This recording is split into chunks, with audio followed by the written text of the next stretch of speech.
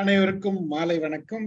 இன்றைய mind your mind Stephen Raj நிகழ்ச்சிக்கு உங்களை வரவேற்பதில் மகிழ்ச்சி கொள்கிறேன். அனைவரையும் அன்புடன் வரவேற்கிறேன். இன்றைக்கு நம்முடைய நிகழ்ச்சி 620வது நிகழ்ச்சி. ஜெயகாந்தன் கதை கேட்டு ரொம்ப நாள் ஆச்சு. கிட்டத்தட்ட 1 மாசம் ஆயிடுச்சு.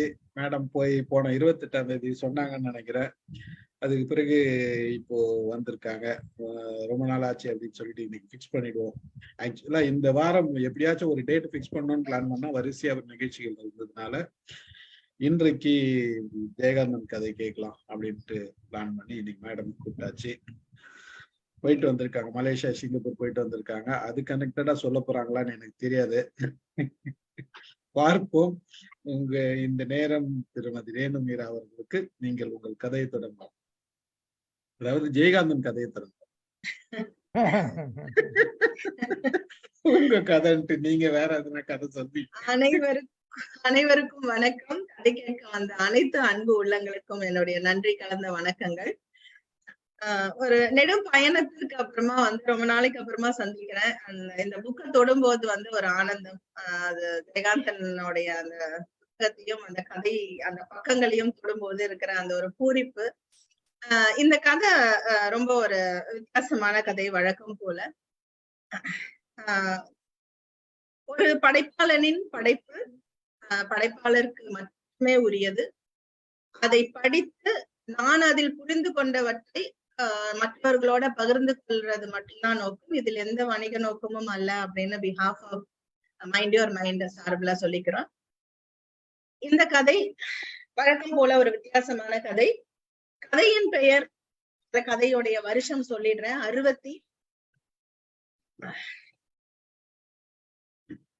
1963 எழுதப்பட்ட கதை. கதையின் பெயர் உண்மை சுடும்.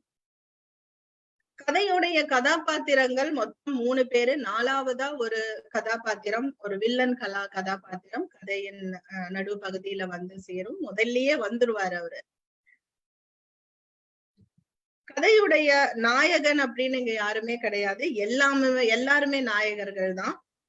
சோமநாதன் அப்படிங்கிறவரு, அதுக்கப்புறமா பரமேஸ்வரன் அப்படிங்கிறவரு, அதுக்கு அடுத்தது கோதை அப்படிங்கிறவங்க. அந்த வீட்டுடைய ஹால்ல உள்ள உட்கார்ந்து இருக்கிறாரு சோமநாதன். செவுத்துல மாட்டி இருக்கிற அந்த படத்தை பார்த்த உடனே அவருக்கு கூச்சம் கலந்த ஒரு கோபம், அதே நேரத்துல ஒரு வித்தியாசமா ஏன் இப்படி அப்படின்னு மனசுக்குள்ள ஒரு கேள்வியோட பாக்குறாரு. அங்க இருக்கும் படங்கள் என்னன்னா, ஒரு பக்கம் விவேகானந்தருடைய படம், மறுபக்கம் ராமகிருஷ்ண பரமஹம்சருடைய படம், நடுவுல தன்னுடைய படத்தை பாக்குறாரு. அது பரமேஸ்வரனுடைய வீடு. யார் வேலை இதெல்லாம் அப்படின்னு ஒரு மெல்லிய புன்முறுவலோட கேக்குறாரு. பரமேஸ்வரனுடைய மனைவி கோதை அவங்க வெளியில இவருக்கு பார்த்துட்டு சொல்றாங்க, இல்ல இந்த வீட்டுக்கு நான் கல்யாணம் ஆகி வர்றதுக்கு முன்னாடில இருந்தே இந்த படம் இருக்கு. இங்க வர்றவங்க கிட்ட எல்லாம் இவரு இந்த பெரியவங்க மாதிரி இவரும் ரொம்ப பெரியவர், ஞானி, ஒரு பெரிய சிறந்த ஒரு மனிதர் அப்படின்னு எல்லாருக்கும் அறிமுகப்படுத்துவாரு அப்படின்னு சொல்லிட்டு இப்ப வந்துருவாரு. ஏதாவது குடிக்கிறீங்களா அப்படின்னு கேட்பாங்க. அப்போ உடனே அவர் இருக்கட்டும்மா, வந்துட்டோம், ஏன்னா எனக்கு டைம் ஆயிடுது, கொஞ்ச நேரம் பார்த்து பேசிட்டு போலான்னு தான் வந்தேன். இல்ல வந்துருவாரு, நீங்க உட்காருங்க அப்படின்னு சொல்லிட்டு உள்ள போய் அவருக்கு குடிக்கிறதுக்கு தாகத்துக்கு ஏதாவது எடுத்துட்டு வர்றதுக்காக உள்ள போயிருக்கும் பொழுது அந்த ரூம் அப்படியே ஒரு வட்டம் போடுறாரு. ஒரு பெரிய மேஜைக்கு மேல வச்சிருக்கக்கூடிய ஒரு புத்தர் சிலை, அதுக்கப்புறமா ஜன்னல்ல நீல நிறத்துல இருக்கக்கூடிய அந்த திரைச்சேலை, அதை பார்த்து அது மெதுவா ஆடுறது, இது எல்லாத்தையும் அவர் அப்படியே நோட்டமிட்டு அப்படியே சுத்தி பார்த்துட்டே திரும்பவும் இவருடைய பார்வை கோதை மேல நிக்குது. கோதை கையில சுட சுட ஹார்லிக்ஸ கொடுக்குறாங்க.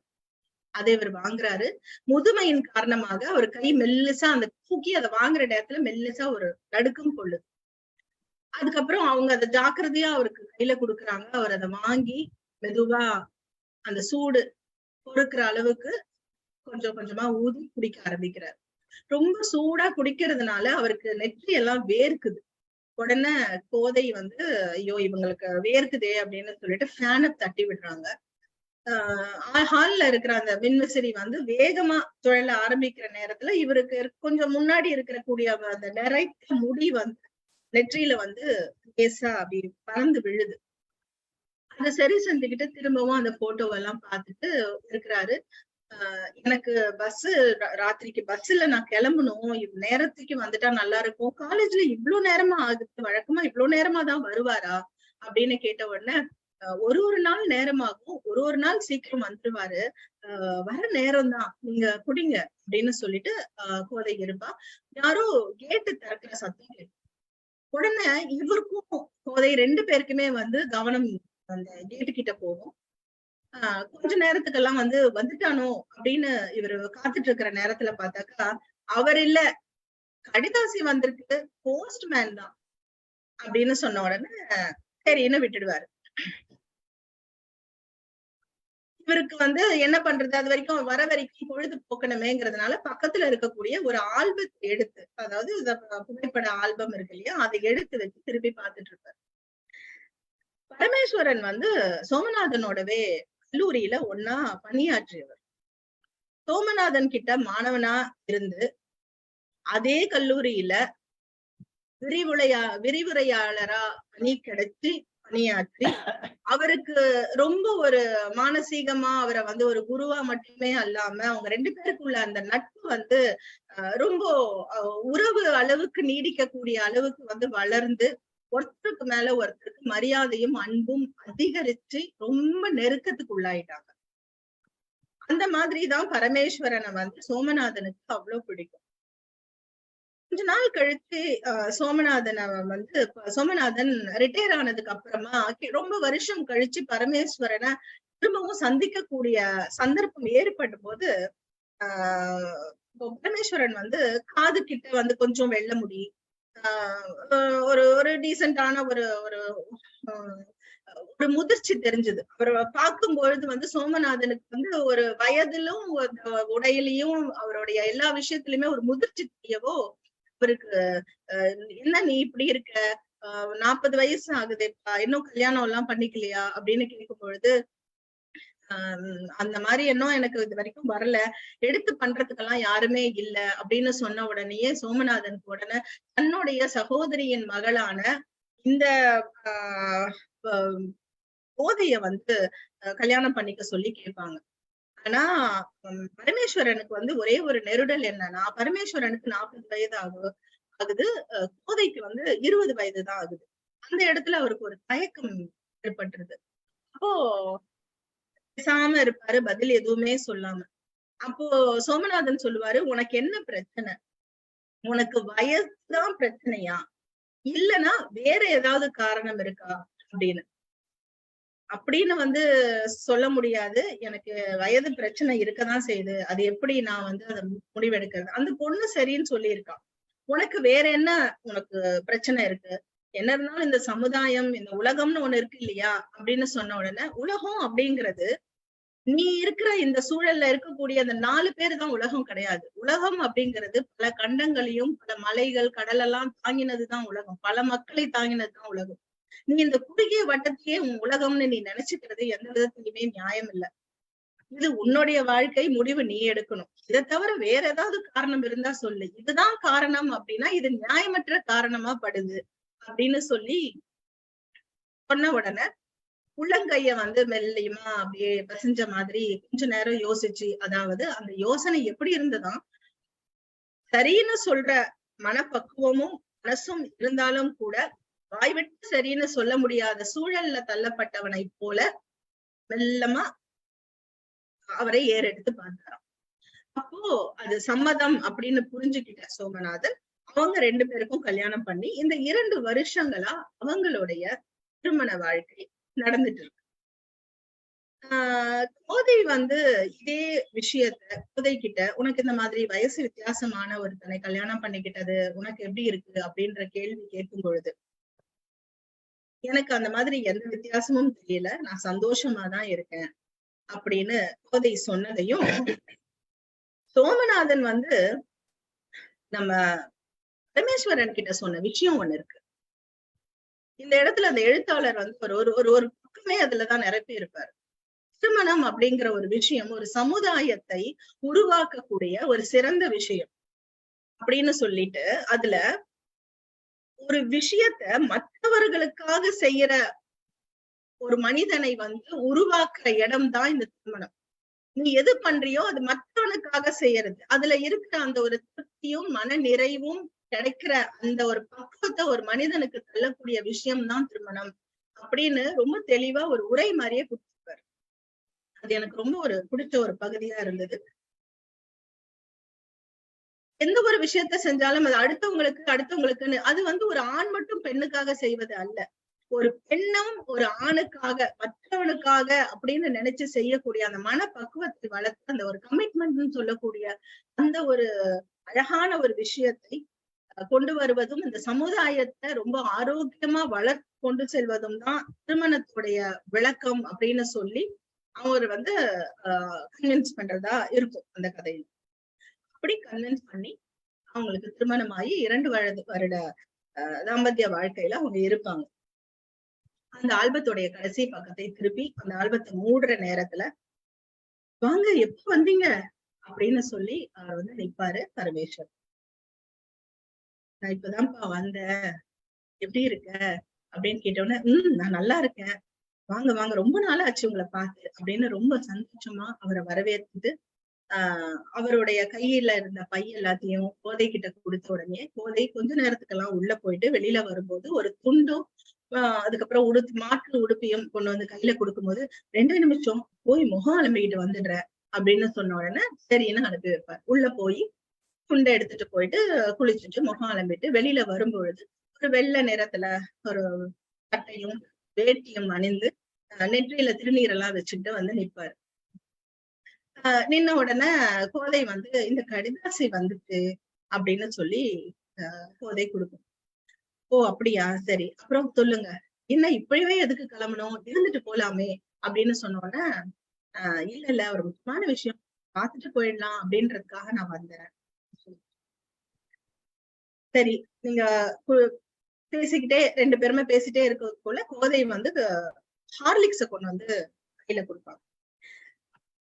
கொடுத்த உடனே அந்த ஹார்லிக்ஸையும் வாங்கிட்டு சரி அந்த கடிதத்தை போய் என்னன்றத படிச்சுட்டு வந்திருக்கான் அப்படின்னு சொல்லிட்டு கடிதத்தை படிக்கிறதுக்காக பரமேஸ்வரன் கொஞ்சம் அந்த இடத்துல இருந்து நகர்ந்து போய் ரூம்ல போயிட்டு அந்த கடிதத்தை பிரிச்சு படிப்பான். படிக்கும் பொழுது அந்த கடிதத்துல வந்து இருக்கக்கூடிய விஷயம் இது ஒரு மொட்டை கடிதாசி அப்படின்னு நினைச்சு ஒதுக்கிடாம கிழிச்சு எரிஞ்சிடாம உன்னுடைய வாழ்க்கையே ஒரு பொய்யால உருவாகி இருக்கு, உண்மைக்கு மாறுபட்ட விஷயங்களை வந்து உண்மையில் திணிக்கப்பட்டிருக்கு, உன்னோட மனைவி ஏற்கனவே ஒருவனால் மாசுபடப்பட்டு கைவிடப்பட்டவள், அந்த விஷயம் சோமநாதன் என்பவருக்கு நல்லா தெரியும், அவர் உன்னை ஏமாத்தி இந்த கல்யாணத்தை செஞ்சு வச்சிருக்காரு, அந்த நன்றி கட்ட மனிதனை நீ வந்து நம்புற அப்படின்ற மாதிரி அந்த கடிதம் இருக்கு. அந்த கடிதத்தை படிச்ச உடனே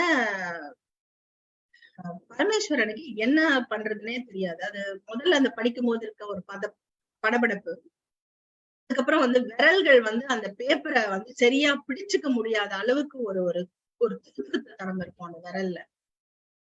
இது என் மனைவியை பற்றி வந்த கடிதம் இப்படி வந்திருக்கே, நேர்ல வந்து சொல்லாம ஒரு மொட்டை கடிதாசியை போய் நான் எப்படி இந்த மாதிரி எல்லாம் முழுசா ஏத்துக்கிறது அப்படின்னும் போது வெளியில இருந்து உள்ள வரும்போது அவரை பார்த்து அந்த ஆனந்தமும் அந்த ஒரு மகிழ்ச்சி எல்லாமே நொடியில வந்து ஒரு நொறுங்கின மாதிரி இருக்கும், என்ன பண்றதுன்னு தெரியாது. அந்த அந்த மனசு வந்து ரொம்ப ஒரு நெருடலியே கொடுக்கும். அடுத்தது குரல் எந்த ஒரு விஷயமும் அவர் காதலியே விழாது, அப்படியே ஒரு மாதிரி ஸ்தம்பித்து போன ஒரு நிலைக்கு தள்ளப்படுவாரு பரமேஸ்வரன். அதுக்கப்புறமா என்ன பண்ணுவாருன்னா அந்த கடிதத்தை எடுத்து மொட்டை மாடிக்கு போயிடுவார். திரும்பவும் அந்த கடிதத்தை படிக்கிறார். படிக்கும் போது உன் வாழ்க்கையின் அஸ்திவாரமே பொய்யால் ஆனது, இது ஒரு மொட்டை கடிதாசி அப்படின்னு நினைச்சு இதை தெரியாம உன் மனைவியை பற்றின உண்மையை இதுல இருக்கு அப்படின்னு போட்டிருக்கும். எது உண்மை? இவ்வளவு நாள் நான் வாழ்ந்த வாழ்க்கை உண்மையா? அவ எனக்கு செய்யற பணிவிடைகளும் அவ என்கிட்ட காட்டுற அந்த அன்பு எல்லாமே பொய்யா? இல்ல, அது உண்மை. அப்போ எது பொய்? சோமநாதன் வந்து ஒரு பெரியவர், அவருக்கு எனக்கு அவர் மேல இருக்கிற மரியாதை அது பொய்யா? இல்ல அவருக்கு என் மேல இருக்கக்கூடிய அன்பும் மரியாதையும் பொய்யா? எனக்கு ஒரு திருமண வாழ்க்கையை பண்ணி வைக்கணும், நான் வாழ்க்கையில நல்லா இருக்கணும்னு நினைச்ச அவருடைய எண்ணங்கள் பொய்யா? இப்படி எது பொய்னே தெரியாம, எது உண்மைன்னு தெரியாம அந்த ஒரு கொடுமையான நிலைக்கு தள்ளப்பட்ட உடனே காத்து வேகமா வீசும். மொட்டை மாடியில வேகமா வீசுற காத்து என்ன பண்ணும்னா, கையில இருக்கக்கூடிய கடிதத்தை வந்து தன்னோட கை மீறி பறக்கிற அளவுக்கு காற்று தள்ளும். இவருடைய கை கொஞ்சம் லூசா இருந்தாலும் அந்த காத்துல அந்த கடிதம் பறந்து போயிருக்கும். ஆனா இவரையே அறியாம தன்னுடைய விரல்கள் அந்த கடிதத்தை கெட்டியா பிடிச்சுது. அதை இன்னொரு வாட்டி படிச்சுட்டு அந்த கடிதத்தை முதல்ல கிழிச்சு தூளு தூளா கிழிச்சு போட்டுடணும் அப்படிங்கிற எண்ணம் வரும். உள்ள இருந்து ஒரு குரல், உன் மனைவியையே நீ சந்தேகப்படுகிறாயா? அல்லது உன்னுடைய தகப்பன் ஸ்தானத்தில் இருக்கும் ஒருவன் உன்னை ஏமாற்றி விட்டான் என்று சோகி என நினைக்கிறாயா? இந்த மாதிரியான பல கேள்விகள் உள்ள இருந்து குமுறலா பொங்கி பொங்கி வரும். இத கிழிச்சிடணும் அப்படின்னு ஒரு முடிவெடுத்து கிழிக்கிறதுக்கு கடிதத்தை இரண்டா கிழிக்கிற மனசு சொல்லுது இதை இரண்டா கிழிக்கணும்னு. ஆனா அவருடைய விரல்கள் அந்த கடிதத்துடைய சின்னதா மெயினான விஷயம் எதுவுமே கிழிஞ்சிடாத அளவுக்கு அந்த கடிதம் ஒரு ஓரமாதான், ஒரு கால்வாசி தான் கிழிக்கப்பட்டிருக்கும். அப்ப கூட மனசு வராது அதை கிழிச்சு போட. அந்த கடிதத்தை நாளா மடிச்சு பாக்கெட்ல வச்சுட்டு கீழே வந்துட்டு, சரி வாங்க நான் ஒரு டாக்ஸி கூப்பிடுறேன், நம்ம கிளம்பி போயிடலாம். ட்ரெயினுக்கு நிறைய டைம் இருக்கு, நான் இருந்துட்டே போறேனே. இல்ல போற வழியில உங்க கூட கொஞ்சம் பேசணும். உனக்கு எதுக்கு சிரமம், நான் போயிடுறேன். இல்ல நம்ம பேசிக்கிட்டே போலாம், நான் உங்களை விட்டுட்டே வரேன் அப்படின்னு சொல்லிட்டு மேல இருந்து கீழே வந்த தன்னுடைய கணவனுடைய முகத்துல ஏற்பட்ட அந்த ஒரு மாற்றத்தை புரிந்து கொண்ட மனைவி அந்த கணவனை பார்க்கும்போது கண்கள் ஏன் இப்படி செவந்திருக்கு அப்படின்னு கேக்குறான். அதெல்லாம் ஒண்ணும் இல்லையே அப்படின்னு சொன்ன உடனே நெத்திய தொட்டு பார்த்துட்டு, லேசா சூடா இருக்கிற மாதிரி இருக்கு, தலை வலிக்குதா அப்படின்னு கேட்டோன்னே, இல்ல அதெல்லாம் ஒண்ணும் இல்ல, நான் நல்லாதான் இருக்கேன் அப்படின்னு சொல்லிட்டு உடனே அவரையும் சோமநாதனையும் கூட கூட்டிட்டு டாக்ஸில 2 பேரும் போறாங்க.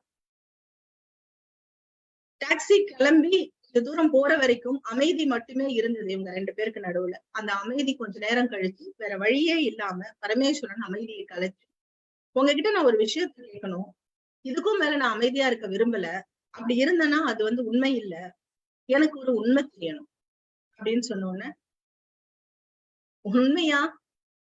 என்ன என்ன உண்மை? இல்ல எனக்கு வந்து ஒரு விஷயம் உங்ககிட்ட கேட்கணும்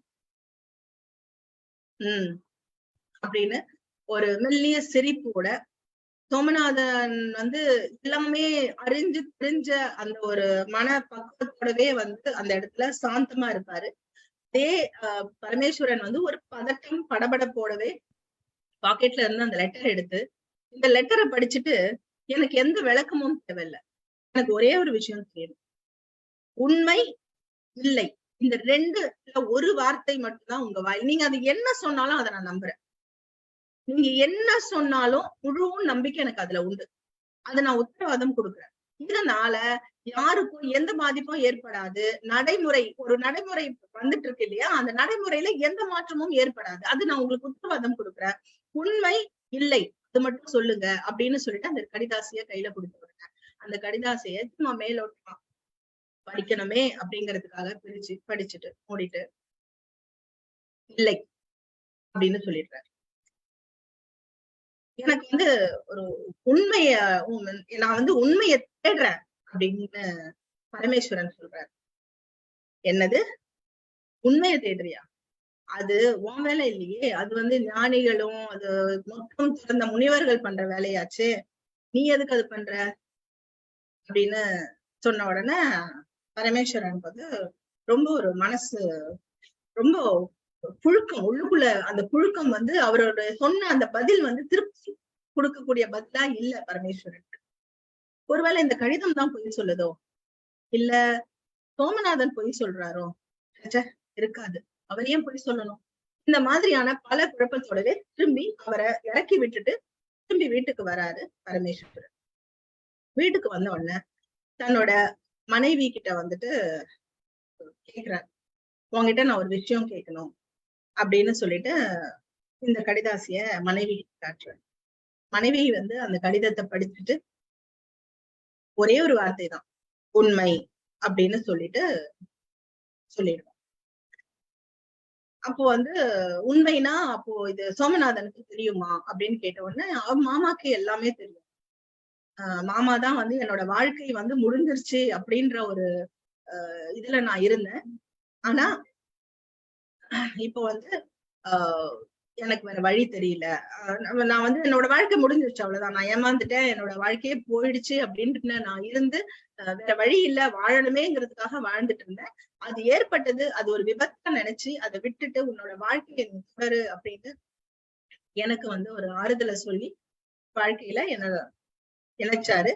ஆனா உங்களை கல்யாணம் பண்ணினதுக்கு அப்புறமா நான் சந்தோஷமா உங்களை என்ன அளவுக்கு நான் பாத்துக்கணுமோ, நான் என்னெல்லாம் ஒரு மனைவியா என்னோட கடமையை செய்யணுமோ நான் செஞ்சுட்டு தான் இன்னை வரைக்கும் நான் செஞ்சுட்டுதான் இருக்கேன் அப்படின்னு சொல்லி இந்த சந்தர்ப்பத்துல கூட நான் ஏன் இந்த உண்மையை சொன்னேன் அப்படின்னா, ஒரு மனைவியா உங்ககிட்ட எல்லாத்தையுமே நான் சொல்லணும்.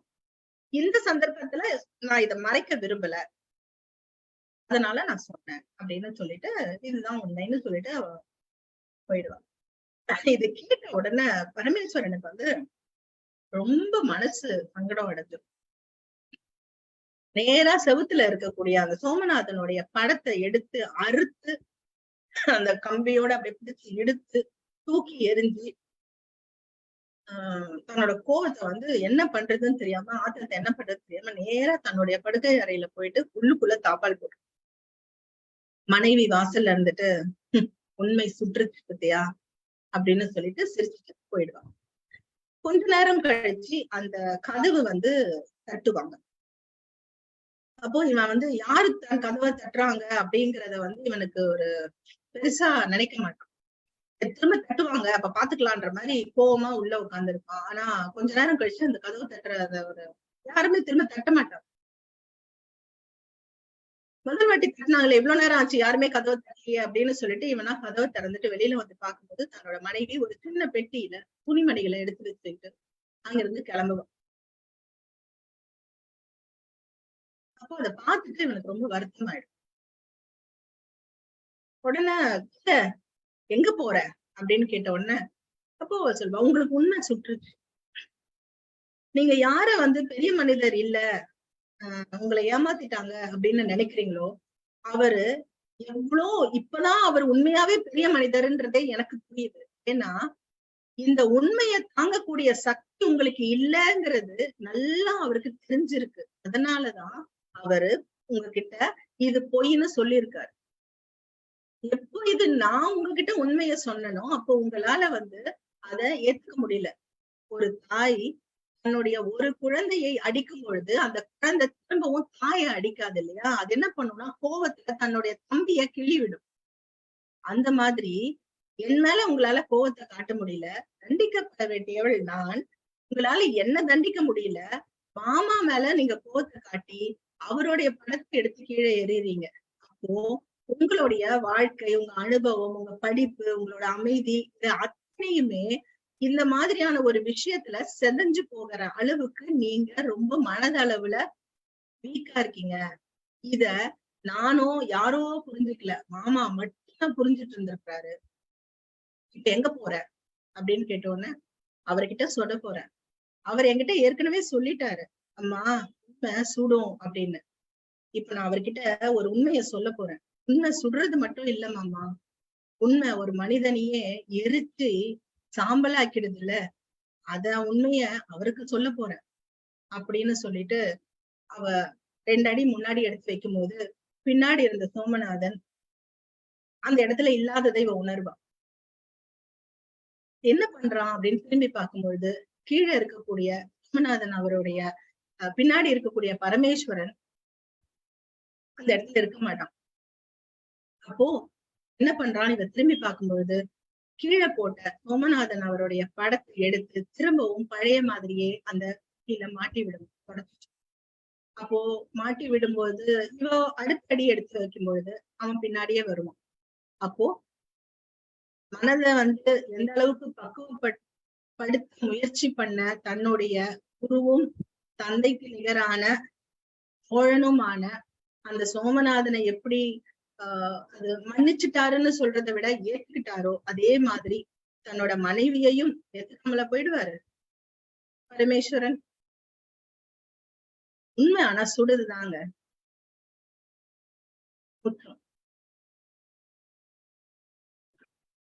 முடிச்சிட்டீங்களா? முடிஞ்சிச்சு சார்.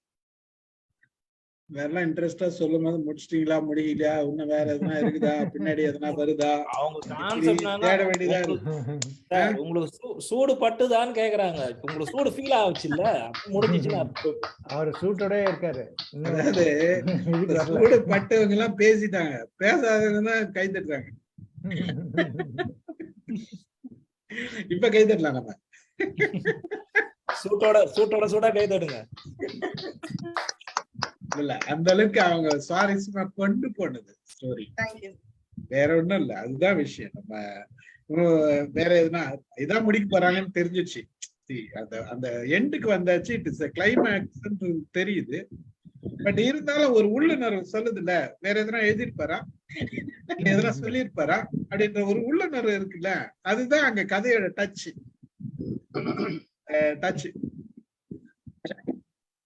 என்னதான் இருந்தாலும் இந்த இப்படிப்பட்ட ஒரு உண்மை எவ்வளவு காலம் கழிச்சு தெரிஞ்சாலும் கல்யாணம் ஆகி இப்படி ஏதாச்சும் ஒரு வாழ்க்கையில நடக்கிற உண்மை முன்னாடி ஏத்துக்கிறதுன்றது ஒரு பக்கம், எவ்வளவு காலம் கழிச்சாலும் எல்லா ஆண்களும் ஏத்துக்குவாங்களா அப்படின்றது மனப்பக்குவம்ன்றது சந்தேகம்தான். எந்த அளவுக்கு அது அந்த அளவுக்கு பக்குவம் அடையுது மனசு அப்படின்றது இது அது உண்மையா பார்த்தா நம்ம அவங்க சொல்லிருக்க வேண்டியதுனா, எவனா எழுதுனா அதை நம்பின்னு நீ என்கிட்ட கேட்கிறிய அப்படின்னு ஒரு லேடி சொல்றதுல ஒன்றும் பெரிய விஷயம் கிடையாது. ஏன்னா நல்ல வாழ்க்கை வாழ்ந்திருக்காங்க, ஒரு சிறந்த வாழ்க்கையை வாழ்ந்திருக்காங்க, இவருக்கு நல்ல ஒரு துணையா இருந்திருக்காங்க. அப்படின்ற பட்சத்துல ஒரு செகண்ட்ல ஒரு பொய்ய சொல்லிட்டு வாழ்க்கையை கண்டினியூ பண்ணலாம். ஏன்னா அவர் ஆல்ரெடி எது சொன்னாலும் நம்புறதுக்கு அவர் ரெடியா இருக்கிறாருன்ற பணப்பக்குவத்துல அவர் தயார் பண்றாரு, அவரை தயார் பண்ணிக்கிறாரு. அப்ப அது சொல்லிருக்கலாம். அது அந்த இது சொல்லக்கூடாது. என்னதான் இருந்தாலும் நம்ம உண்மையா இருக்கிறது உண்மையா சொல்லி ஆகணும் அப்படின்ற அந்த மனப்பக்குவத்துல கரெக்டா அதை டெலிவரி பண்ணி அதுல இருந்து வர விஷயத்த அந்த எமோஷன்ஸை பார்த்து நைஸ் ஃபர்ஸ்ட் கிளாஸ் கிளைமேக்ஸ், அருமையான ஒரு இது. மகிழ்ச்சி. வாங்க வசந்தி மேடம் சொல்லுங்க, உங்கள் பார்வை சொல்லுங்க. மேடம் ரொம்ப சின்ன கதை தான், ஆனா ரொம்ப அழகா, மிக மிக நல்ல கதை. நிறைய அதுல சைக்கலாஜிக்கலா நிறைய இருக்கு. அதுல என்னன்னா, ஒரு ரிலேஷன்ஷிப்குள்ள போகும்போது அந்த ட்ரஸ்ட் எப்படின்னா ஓப்பனா இருக்கிறது. அந்த ஓப்பன்னஸ் இல்லைங்கும் போது தான் ஒரு கோபம் வருது. முதல்லயே சொல்லிருக்கலாமே அப்படின்ட்டு. இதுல 2-3 விஷயத்த நான் பாக்குறேன். ஒண்ணு முதல்ல ஆரம்பிக்கும் போது போட்டோவை காமிக்கிறாங்க, அதுக்கப்புறம் ஆல்பத்தை பாக்குறாங்க. அந்த எல்லாமே இன்அனிமேட் ஆப்ஜெக்ட்ஸ், அதாவது போட்டோ, ஆல்பம், கடுதாசி, இந்த 3மே உண்மையை சொல்லுது. இப்போ போட்டோ அவர் நல்லவருன்னு சொல்லுது, ஆல்பம் அவங்களுக்கு நடந்த கல்யாணத்தை நடந்தது உண்மை, கடுதாசி உண்மையை சொல்லுது. சோ ஆனா மனுஷங்க அவர் சோமநாதன் உண்மையை சொல்லாம மறைக்கிறாரு. ஏன்னா இதை சேவ் பண்றதுக்காக, இந்த கல்யாணத்தை சேவ் பண்றதுக்காக அப்படி சொல்றாரு. இதுல இன்னொன்னு என்ன அப்படின்னா, இந்த பெருந்தன்மை கடைசியில ரொம்ப பெருந்தன்மையா நடந்துக்கிறாரு. கடைசிலன்னா அது புரிஞ்சுக்குது அவருக்கு. ஓகே, இந்த இது ரொம்ப நல்லா இருக்கு. அந்த ஒரு சின்ன கதையில கூட அவர் 3 அந்த ட்ரையாங்கிள கொண்டு வர்றாரு. எப்பவுமே அப்படிதான் கொண்டு வர்றாரு ஜெயகாந்தன். 3 ட்ரையாங்கிள், 2 ஒருத்தர் ப்ராப்ளமேட்டிக்கா இருக்கிறாப்ல. அது மாதிரி இங்க இந்த ப்ராப்ளம் கோதை. ஆனா கோதை அந்த உண்மையை சுடும் சொல்லும் போது அப்பவும் உண்மையா தான் நடந்துக்கிறான். இந்த 3 பேர்ல யாரு ரொம்ப உண்மையா நடந்துக்கிறாங்க அப்படின்னா கோதை மட்டும்தான். அவதான் அஃபெக்டட், ஆனா அவ ரொம்ப உண்மையா நடந்துக்கிறா. இவர் ரியாக்ட் பண்றாரு, இந்த ட்ரஸ்ட் போயிருச்சு அப்படின்னு எல்லாருமே நேச்சுரலா ரியாக்ட் பண்றாங்க. சோமநாதன் வந்து அவரோட போட்டோ எப்படி அவர் நல்லவரா காட்டுறாங்களோ அது மாதிரி நல்லவரா இருக்கிறாரு. இத முதல்ல எடுக்கும்போது ஒரு டெக்னிக்கை எப்பவும் மாதிரி ஜெயகாந்தன் கையாளுறாரு. பால் வந்து ஹார்லிக்ஸ் வந்து ரொம்ப சூடா குடுக்குறாங்க அவருக்கு, அந்த சூடா குடிக்கிறாரு, அது பால் வந்து சுடும், அது மாதிரியே உண்மையும் சுடும், பேரலா அதே மாதிரி உண்மையும் சுடும் அப்படிங்கறத காட்டுறாப்புல நான் நினைக்கிறேன். மொத்தத்துல ரொம்ப நல்லா இருந்துச்சுங்க. Thank you ma'am. இந்த ஹார்லிக்ஸ் சுடன்றதுல ஆரம்பிக்குது, அதுதான் கதையோட இது. எவ்வளவு அழகா நுட்பமா கவனிச்சாங்க பாரு madam. Beautiful ma'am, beautiful ma'am, thank you. So nice. ஆரம்பத்திலே சூடான கதைன்னு சொல்லிட்டாங்க போல இருக்கு. அதுலயே சொல்லிடுறாரு இது சுடுது, இது வந்து அது இவரு வந்து இன்அனிமேட் ஆப்ஜெக்ட் தான் அது. ஹார்லிக்ஸ், கடுதாசி, போட்டோ, ஆல்பம், இந்த எல்லாமே அதுல இன்அனிமேட் ஆப்ஜெக்ட்ஸ். அது எல்லாமே உண்மையை சுடுது, உண்மையை சொல்லுது. அப்படிதான் நான் இதை பார்த்தேன். மிஸ் பண்ணிட்டேன். இப்ப யார் வீட்டுக்கு யார் வர்றது இப்போ அது மாதிரி மிஸ் பண்ணிட்டேன். அந்த டைம்ல நான் வேற ஏதாவது நோண்டிட்டு இருந்தேன், டக்குன்னு வந்துட்டேன். இவர் வீட்டுக்கு அவர் வர்றாரு, ஏன்னா ஆல்பம் எல்லாம் வந்து இவரு தானே பாக்குறாரு. அவரு சோமநாதன் வராரு. சோமநாதன் வந்து பரமேஸ்வரன் வீட்டுல இருக்க ஆல்பத்தை எல்லாம் பாக்குறாரு. பரமேஸ்வரனோட வைஃப் தானே ஹார்லிக்ஸ் தராங்க. அப்புறம் இங்க எங்க உண்மை சொல்றது? பரமேஸ்வரனுக்கு தானே. ஐ மீன் இல்ல சோமநாதனுக்கு குடுக்குறாங்க. முதல்ல சோமநாதன் சூடா குடுக்குறாங்க, அவருக்கு எதுக்கு உண்மை சொல்லணும்? பரமேஸ்வரனுக்கு தானே உண்மை சொல்லுது. இல்ல இவருக்கும் ஹார்லிக்ஸ் குடுக்குறாங்க. இவர் ரெண்டு பேருக்கும் ஹார்லிக்ஸ் குடுக்குறாங்கன்னு அப்படி எடுத்துட்டு வரீங்களா? சரி சரி. ஆமா, ரெண்டு பேருக்குமே ஹார்லிக்ஸ் குடுக்குறாங்க. அதுக்கப்புறம் இன்னொரு ஏதாவது ஜெயகாந்தன் எப்படி நான் பாக்குறேன்னு ஒரு பிக்சரஸ்கா பாக்குறேன் நான் அதை. அவர் வந்து அந்த ஆல்பத்தை முடிக்கும், அந்த சோமநாதன் ஆல்பத்தை முடிக்கும் போதுதான் இவர் வராரு. அது முடிஞ்சிருச்சு அந்த கதை. அந்த ஆல்பத்தை முடிக்கும் போது அவர் என்டர் பண்றாரு. யாரு? பரமேஸ்வரன். அது இந்த இது முடிஞ்சிருச்சு, அது பாஸ்ட். அது பாஸ்ட். இதை கொண்டு அது அந்த மாதிரிதான் அவர் எடுத்துட்டு போறாரு. ஏன் நடுவுலயே வரலாம்ல? இது முடிஞ்ச உடனே அது முடியும் பொழுது வருகிறார், அப்படிதான் நீங்க சொன்னீங்க. அது முடியும் போது அந்த இது முடிஞ்சிருச்சு, அந்த இவெண்ட் முடிஞ்சிருச்சு. அப்ப இது வராரு. அப்படிதான் நான் சோமநாதன் வந்து பரமேஸ்வரன் வீட்டுக்கு வராரு. வரது எதுக்காக வராரு? இவருக்கு ஆல்ரெடி பரமேஸ்வரன் கிட்ட லெட்டர் இருக்குல்ல? வீட்டுக்கு அவர் வந்த பிறகுதான் அந்த லெட்டர் கிடைச்சது. தபால். அப்பதான் தபால்காரன் வரான். தபால் வந்தது. அவங்க வந்த பிறகு சோமநாதன் எதுக்கு வராரு? பரமேஸ்வரன் வீட்டுக்கு எதுக்கு வராரு? ஏங்க அவரு தாங்க கல்யாணம் பண்ணி வச்சாரு. பொண்ணு மாப்பிள்ள வந்து நல்லா பாக்குறதுக்கு. எதுக்காக வந்தாரு? என்ன 2 வருஷத்துக்கு அப்புறமா ரொம்ப நாள் ஆச்சுன்னு பாக்குறதுக்கு வராரு. சும்மா பாக்க வந்திருக்காரு. இத பத்தி எல்லாம் எதுவும் கேள்விப்படாம சும்மா பாக்க வந்து. இல்ல, இதுல நிறைய ஹிடன் விஷயம் இருக்கு. அதாவது வந்து அவரு ஆக்சுவலா நான் இத பார்வை எப்படி பாக்குறேன் அப்படின்னா, சோமநாதன் வந்து இந்த உண்மையை வந்து மறைக்க விரும்பல. அவரு இந்த உண்மையை வந்து சொல்லிடணும். இந்த கடிதாசி போட்டவரே சோமநாதனா இருக்கணும்ங்கிறதுதான் என்னுடைய பார்வை. நானும் அப்படிதான் நினைச்சேன். அதை சொல்லல, எங்கேயுமே சொல்லல. அதுல இன்னொரு விஷயம் என்ன அப்படின்னாக்கா, இதுக்கு வந்து படம் போட்டிருப்பாங்க. சில இதெல்லாம் கூகுள்ல பாத்தீங்கன்னா உங்களுக்கே தெரியும். இந்த கதைக்கு சும்மா பிக்சர்ஸ் போட்டிருப்பாங்க. அதுல வந்து 3ஆவதா இருக்கக்கூடிய படம் வந்து ஜெயகாந்தனோட போட்டோ போட்டிருப்பாங்க. அதாவது அப்படிதான் இருக்கும் அது. சோ எங்கேயோ ஒரு இடத்துல வந்துட்டு ஏதோ இவரோட கதைகள்ல எல்லாமே இவரோட ரோல் எங்கேயாவது ஒரு இடத்துல இவரோட ரோல் இருக்குது. அதை பார்த்தோ அல்லது அவர் அனுபவிச்சோ கூட இருந்தவங்களுக்கு தான் இவர் எழுதுறாரு.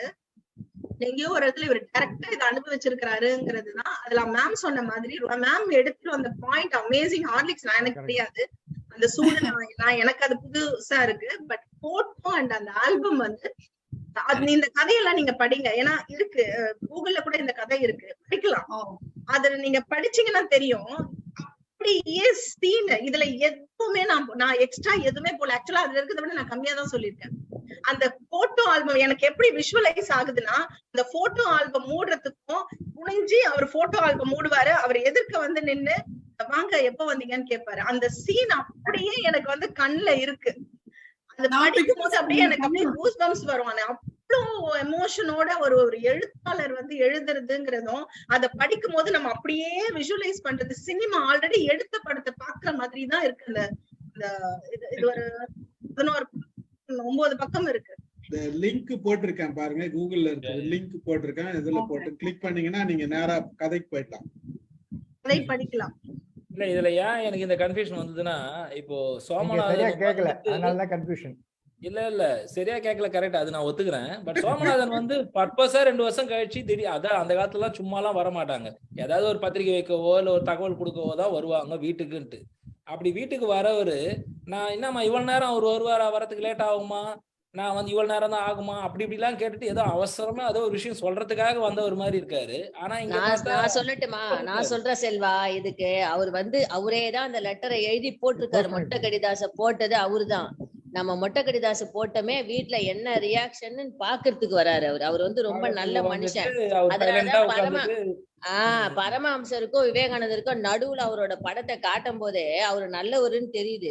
அவங்களோட வாழ்க்கைக்காக அந்த பொய்ய சொல்லணும், அவனுக்கு வந்து நல்லபடியா அந்த லைஃப் நல்லா போகணும், அவங்களோட தாம்பத்தியம் நல்லா நடக்கணும் அப்படின்றதுக்காக இனிப்பான பொய்ய கூறி நம்ம வந்து பிறரை சந்தோஷப்படுத்தலாம். ஆனா கசப்பான உண்மையை கூறி அவரோட வாழ்க்கைய நம்ம நல்லா செழிக்க வைக்கணும் அப்படின்றதுதான் அவரோட கொள்கை. அதுதான் வந்து நான் வந்து நினைச்சுக்கிறேன். சரி, அவர் வந்து மானிட்டர் பண்ணிட்டாரு. இவர் வந்து கடிதத்தை பார்த்து இவர் கேள்வி கேட்டுட்டாரு. இவர் உடனே போயிட்டாரா, ஹார்லிக்ஸை குடிச்சிட்டு வீட்டுக்கு போயிட்டாரு. அதுக்கப்புறமா இவங்க 2 பேரும் எல்லாமே சேம் கண்டினியூ. நீங்க வந்து ஜெயகாந்தன் கதைய சின்ன கதையை நம்ம புரிஞ்சுக்கணும். இவ்வளவு எலாபரேட்டா நீங்க இப்படி நோட்டி எல்லாத்தையும் அப்படியே ஃபுல்லா விசுவலைஸ் பண்றீங்க. ஏதோ ரீசன் ஏதோ சொல்ல வந்தாரு. அவர் என்ன சொல்ல வந்தாரு? ஒரு விஷயம் செல்வா, இப்ப கேஷுவலா அவர் வந்து கல்யாணம் பண்ண வச்சவரு வீட்டுக்கு வராரு. இப்ப நம்ம பொண்ணு கல்யாணம் பண்ண வச்சுமே எப்படி இருக்காங்க பாக்கலாம். கேஷுவலா வரலையா அவர் சொல்றாரு. அவங்க சொல்ல அதாவது கதையை ஆரம்பிக்க சொல்லதுக்காக வந்தேன், வெயிட் பண்றேன்னு சொல்றாரு அவரு. கதையை ஆரம்பிக்கிறது ஒரே ஒரு விஷயம் சார். செல்வா, நீங்க என்ன பண்ணுங்க, எப்படியும் நீங்க வந்து உங்களோட பெரிய ஸ்கிரீன்ல இதை போட்டு பாப்பீங்க. இத போட்டு நீங்க ஒரு வாட்டி பாத்துட்டு கமெண்ட் பாக்ஸ்ல நீங்க क्वेश्चन கேளுங்க, நான் கமெண்ட் பாக்ஸ்ல ஆன்சர் போடுறேன். அது அரைவரையா கேட்டிட்டு இந்த क्वेश्चंस எல்லாம் நாட் அலௌட். இல்ல ஒத்துக்கறேன். கதையை வாங்க, முழுசா உள்வாங்க. முழுசா நீங்க கேட்டிருந்தீங்கன்னா கதையை முழுசா உள்வாங்கல நீங்க. கரெக்ட். நான் பேசுறேன். வாங்க பேசு. மேடம், வழக்கம் போல நைஸ் நேரேஷன், ரொம்ப நல்லா இருந்தது கேட்கறதுக்கு. அதாவது 2 இடத்துல எதிர்பார்த்தது என்னன்னா, அந்த கடிதத்தை வந்து கீழ்ச்சி போட்டுருவான்னு சொல்லி எதிர்பார்த்தோம். அந்த இது நடக்கல. அந்த லாஸ்ட்ல வந்து அந்த கோதை வந்து திரும்பி போறதோட, அதாவது பெட்டி எடுத்துட்டு போறதோட அந்த கதையை முடிப்பாங்கன்னு நினைச்சேன். அந்த இடத்துலயும் ஒரு யூ டர்ன் மாதிரி வச்சு அதை திருந்துற மாதிரி இது பண்ணி பார்த்துருக்காங்க. Nice explanation of the characters, ரொம்ப நல்லா இருந்தது. ஜெயகானந்தன் கதை ஜென்ரலாகவே பிடிக்கும், அதனால தான் நான் அதை கண்டிப்பாக அட்டன் பண்ணேன். தேங்க்யூ. நன்றி ரவி சார், நன்றி. 8 மணி ஆயிடுச்சு, ரவி சாருக்கு டைம் ஆயிடுச்சு. இதுல என்னன்னா, செம்ம குளிர்ல இருக்காங்க வசந்தி மேடம், பட் சூடான ஹார்லிக்ஸ் பிடிச்சாங்க பாருங்க. அது அந்த காலத்துல ஹார்லிக்ஸ் சாப்பிடுறதெல்லாம் வந்து ரொம்ப விசேஷம். சோ அதனால இந்த ஹார்லிக்ஸ் கேரக்டர் கொண்டு வராங்க. Horlicks also is a character.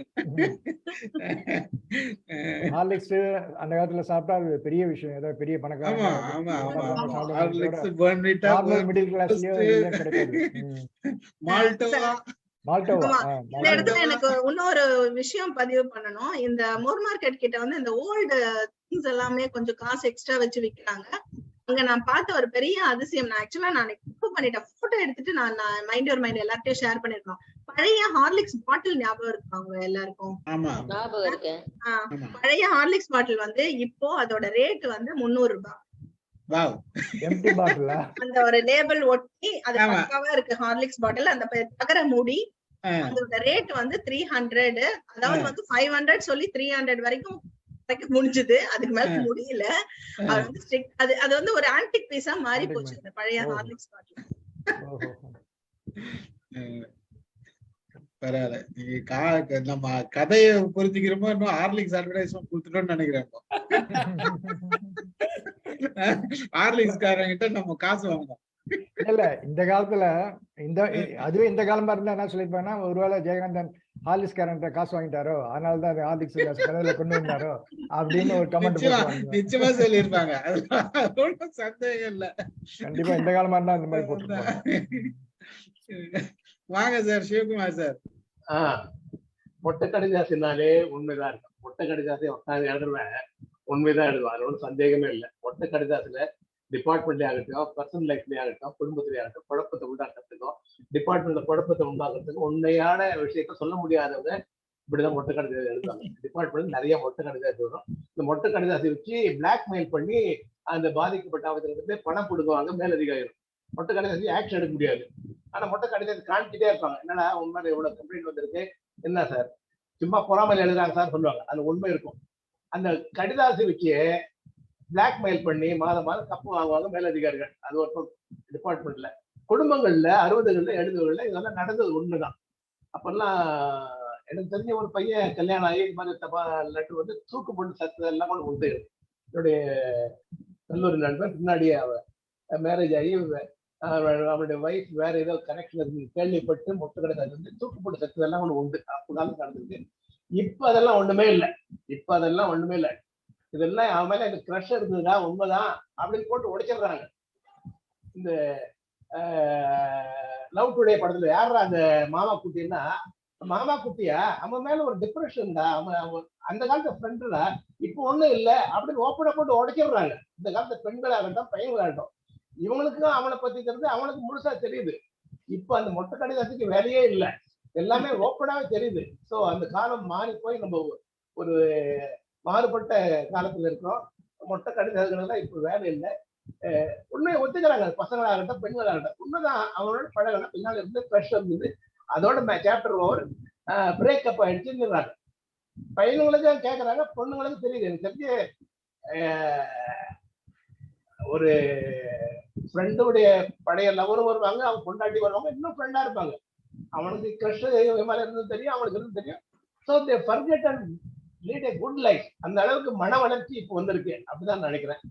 So Jayakanthan கதை அந்த காலத்துடைய 60களில் 70களில் நடந்த ஒரு உண்மையான ஒரு சம்பவத்தை எடுத்து எழுதியிருக்காரு. ரொம்ப அருமையான பிரசன்டேஷன். ரேணு மேடம் நல்லா வெரி குட் பிரசன்டேஷன், நல்லா சொல்லியிருக்கீங்க. ஆஸ் யூஷுவல் விஜயகாந்தன் கதையில அந்த இருக்க டச் எல்லாம் அப்படியே ஒண்ணு பண்ணீங்க. உண்மை சுட்டடிச்சு இல்ல, உண்மை சுட்டடிச்சு இல்ல. ஆல்பம் கடிதாசி மொட்டை கடிதாசி வயது வித்தியாசம் நிறைய இருந்திருக்கு. அப்பெல்லாம் 40 வயசு 20 வயசு இருந்தாங்க பாருங்க. இது எங்க ஃபேமிலியில நடந்திருக்கு. என்னுடைய தங்கச்சிக்கும் என்னுடைய தங்கச்சி மாப்பிள்ளைக்கும் 18 வயசு வித்தியாசம். இந்த அண்ணன் பொண்ணுக்கும் அவருடைய மாப்பிள்ளைக்கும் 18-20 வயசு வித்தியாசம். They had a good life. வயது ஒரு பெரிய பிரச்சனையே இல்லை. வயது ஒரு அந்த காலத்துல, இப்ப அந்த காலத்துல அதை ஒத்துக்க மாட்டாங்க. 2 வயசுக்கு மேல வித்தியாசம் இருக்கக்கூடாதுன்றாங்க. Very good presentation. வெரி அந்த ஸ்டோரி நேம் என்னங்க? ஸ்டோரி நேம் உண்மை சுடும். குட். 1963ல எழுதின கதை. ஆமா, நான் அப்போ கல்லூரியில் படிச்சுட்டு இருக்கேன். சூப்பர் சூப்பர், வாழ்த்துக்கள். நன்றி சார், நன்றி நன்றி நன்றி. வாங்க ராஜேஷ். Thank you sir. வழக்கம் போல ஒரு பிரேக்குக்கு அப்புறம் வந்தாலும் கலக்கிட்டீங்க, செம்மையா இருந்தது. உண்மை சுடுங்கிற மாதிரியும் வந்து இவங்க மாலதி மேடம் சொன்ன மாதிரி உண்மை கசக்கும் அப்படிங்கிறதும் வந்து ஒரு இந்த நிகழ்வுகள் வந்து காமிச்சுது அந்த உண்மை தெரிய வரும்போது. ஆனா இப்போ சார் பேர் மறந்துட்டேன், முதல்ல கேட்டுட்டு இருந்தார்ல சார், சோமநாதன் சார் வந்து அவர் உண்மையா இருந்தாருன்னு சொல்லும் போது மொட்டை கடிதாசி போட்டது அவரு தான் அப்படின்னு நம்ம ஒரு அபிப்பிராயம் இருந்தாலும் அவர்கிட்ட இவர் பரமேஸ்வரன் கேட்கும் போது அவர் இல்லைன்னு சொல்லியிருந்தாரு. அப்ப அவர் ஏன்னா அப்ப அது இவனுக்கு தெரியணும் அப்படிங்கிற நோக்கத்துல தானே அவர் வந்து இதை ஹைலைட் பண்றாரு. தெரிஞ்ச பிறகு ஆமா அந்த இடத்துல உண்மையை அவர் ஒத்துக்கவே இல்லையே. அதுக்குதான் வந்துட்டு கடைசியில அந்த கோதை வந்து சொல்றாங்க. கோதை கிட்டதான் அதுக்கான உங்களுக்கான ஆன்சர் வந்து கோதை பரமேஸ்வரன் கிட்ட சொல்லும் போதுதான் இதுக்கான ஆன்சர் உங்களுக்கு கிடைக்கும். அவருக்கு வந்து தெரிஞ்சிருக்கு, உன்னால அந்த உண்மையை தாங்க முடியாதுன்றது வந்து அவருக்கு தெரிஞ்சிருக்கு. அதனாலதான் அவரு இது இல்லை அப்படின்ற பொய்ய சொன்னாரு. அப்போ உண்மையாவே அவர் பெரிய மனிதர், உண்மையாவே அவர் பெரிய தீர்க்கதரிசிங்கிறது எனக்கு அப்பதான் தெரிஞ்சுச்சுன்னு போதை சொல்லும் போதுதான் வந்து இதுக்கான விடயம் நமக்கு. இது வந்து இன்னொன்னு ஒண்ணு என்னன்னா, சோமநாதன் வந்து அவங்க வீட்டுக்கு வந்து அவங்களோட அவங்க எப்படி பிஹேவ் பண்ணிக்கிறாங்க ஹஸ்பண்ட் அண்ட் ஒய்ஃபாங்கிறத அப்சர்வ் பண்றாரு. இவ வந்து கோதை வந்து அவரு ஹஸ்பண்ட் வந்து வீட்டுக்குள்ள வந்த உடனே கொஞ்சம் துண்டு கொண்டு கொடுக்கறது, எவ்வளவு அக்கறையோட இருக்கிறா, அந்த அந்த ஃபேமிலி வந்து எப்படி யுனைடடா இருக்கு, ஹஸ்பண்ட் அண்ட் ஒய்ஃப்ல என்ன ஒரு ட்ரஸ்ட் இருக்குங்கிறத பார்த்துட்டு தான் அவர் வந்து இதை சொல்ல வேண்டாம், இதை வந்து அனாவசியமா நம்ம வந்து கலைக்க வேண்டாம்னு நினைக்கிறாரு நான் நினைக்கிறேன். கரெக்ட். அது இல்லாம அந்த கார்ல அவர் இன்னொரு வார்த்தை சோமநாதன் சொல்றாரு என்னன்னா, எனக்கு ஒரு நான் உண்மையை தேடுறேன் அப்படின்னு சொன்னோன்னா, அது ஏன் நீ தேடுற, ஏன்னா இது ஒரு ஞானிகளும் துறவிகளும் செய்ய வேண்டிய வேலையை ஏன் நீ செய்யற அப்படின்னு அவரு சொல்றாரு. உண்மை அப்படிங்கிறது உண்மைங்கிறது இப்ப நடக்கிறதா உண்மை. இப்ப என்ன பாத்துட்டு இருக்கே அதான் உண்மை. உன்னோட வைஃப் வந்து உன்கிட்ட நல்லா இருக்கா, நல்லவளா இருக்கா, உன்கிட்ட, அப்ப அதான் உண்மை அப்படிங்கிற மாதிரி எடுத்துட்டு நினைக்கிறேன். என்னோட பார்வை என்னன்னா, அவர் லெட்டர் எழுதி போடுறாரு, இவரோட ரியாக்ஷன் எப்படி இருக்குது அப்படின்றத பார்க்கணும்ன்றது ஒரு இது. வீட்டுக்கு வந்து அந்த லெட்டரை கீழ்ச்சி போட்டுட்டாருன்னா இவர் கேஷுவலா எடுத்துக்கிட்டாரு, அது ஒண்ணுமே கண்டுக்காத விட்டுட்டாரு. எனக்கு அந்த லெட்டர் வந்ததே ஒரு பெரிய விஷயமா, ஏதோ ஒரு லெட்டர் வந்ததை விட்டுட்டாருன்னா அவருக்கு வந்து அப்போ அவர் வந்து தன் மனைவியை சந்தேகப்படல, இவர் வந்து கேஷுவலா எடுத்துட்டாரு. இந்த விஷயம் நாம கடத்தப்பட வேண்டிய விஷயம் கடத்தியாச்சு, அத மனுஷன் புரிஞ்சுக்கினாலும் அதை நம்பல, தன் ஒய்ஃபை கான்பிடென்டா நம்புறாரு, ஒய்ஃப் மேல மனைவி மேல ஒரு நல்ல நம்பிக்கை வச்சிருக்காரு. அந்த நம்பிக்கை ஆணத்தரமானதுன்றது எண்ணம் அவருக்கு வந்திருக்கும். இவர் எப்ப நான் பின்னாடி உங்க கூட வரேன், உங்களை அனுப்புறேன் அப்படின்னு சொல்லிட்டு வந்துட்டு கேட்க ஆரம்பிச்சாரோ, அப்பவே என்னன்னு தோணுதுன்னா, இந்த மனுஷன் இந்த லெட்டரை வேற விதமா பாத்துட்டாரு, இவரால இதை தாழ முடியல. அப்போ வந்து இந்த லெட்டர் நீங்க இது உண்மையான்னு கேட்டா, நான் உண்மைன்னு சொன்னா இந்த கோபம் இன்னும் வெடிக்கும். அதனால வந்து இதை வந்து நீங்க உண்மையான்னு கேட்டா நான் இல்லைன்னு சொல்றதுதான் நியாயம் அப்படின்ற அந்த பார்வையில இல்லைன்னு சொல்லிட்டு அது கூட தலையாட்டுற மாதிரி தான் ஒரு இல்லை அப்படின்ற அந்த சைகை தான் காமிக்கிறான். இந்த ஒரு மெசேஜ் தான் அங்க அவரோட பார்வையில இந்த மெசேஜ் தான். இந்த மெசேஜ் இருக்கிறதுனாலதான் அவர் வந்து அங்க உள்ள வெளில போனோன்னு பெருசா இல்லை. பட் இவருக்கு வந்து தாழ முடியலன்றதுக்காக தான் அடுத்து வந்து மனைவி கிட்ட கேட்கிறார். அப்போ வந்து என்னன்னா இந்த ரியாக்ஷன் தான், இந்த ரியாக்ஷன் பாக்குறதுக்காக தான் அவர் வராரு, லெட்டரை போட்டிருக்காரு. சோ ஒரு குழந்தை ஒரு 2 வருஷம் ஃபேமிலி நடந்துச்சு. இந்த 2 வருஷம் ஃபேமிலியில இந்த உண்மையும் தெரிந்ததுன்னா இந்த தாம்பத்திய வாழ்க்கை இன்னும் சிறப்பாக இருக்கும். அப்ப அவங்க வந்து எந்த காலத்திலயும் வந்து இது என்னைக்குன்னா ஒரு நாளைக்கு வேற ஒருத்தர் சொல்லி இதை கேட்டு அது வேற போற மாதிரி இப்பயே தெரிஞ்சிருச்சுன்னா அவங்களுக்கு வந்து இதுவா இருக்கும், அந்த தெளிவு கிடைக்கும்.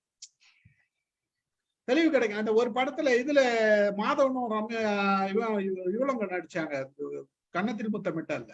9 வயசு ஆன உடனே அந்த பொண்ணுக்கு உண்மையை சொல்லணும்னு நினைப்பாங்க, குழந்தைய வளர்ப்பாங்க.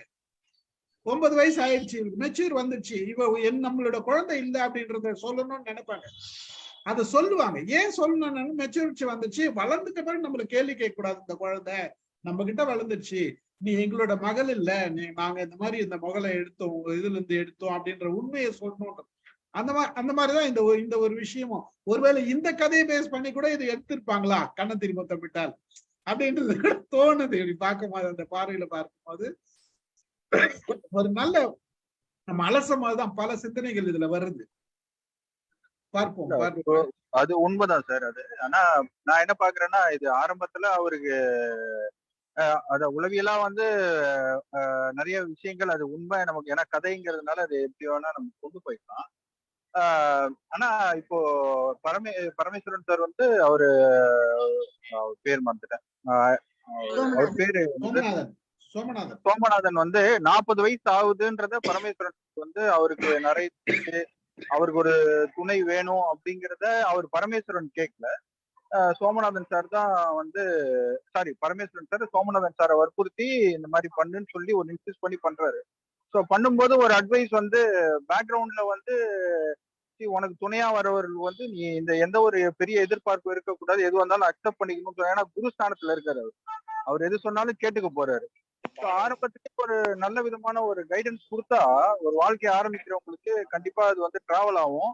அது சொன்ன பிறகு இந்த மாதிரி ஒரு கருத்தாட்சி இருந்தா பரவாயில்ல. ஆனா அந்த மாதிரி கம்யூனிகேஷனே எதுவுமே இல்லாத மாதிரி இருக்கு அந்த இடத்துல.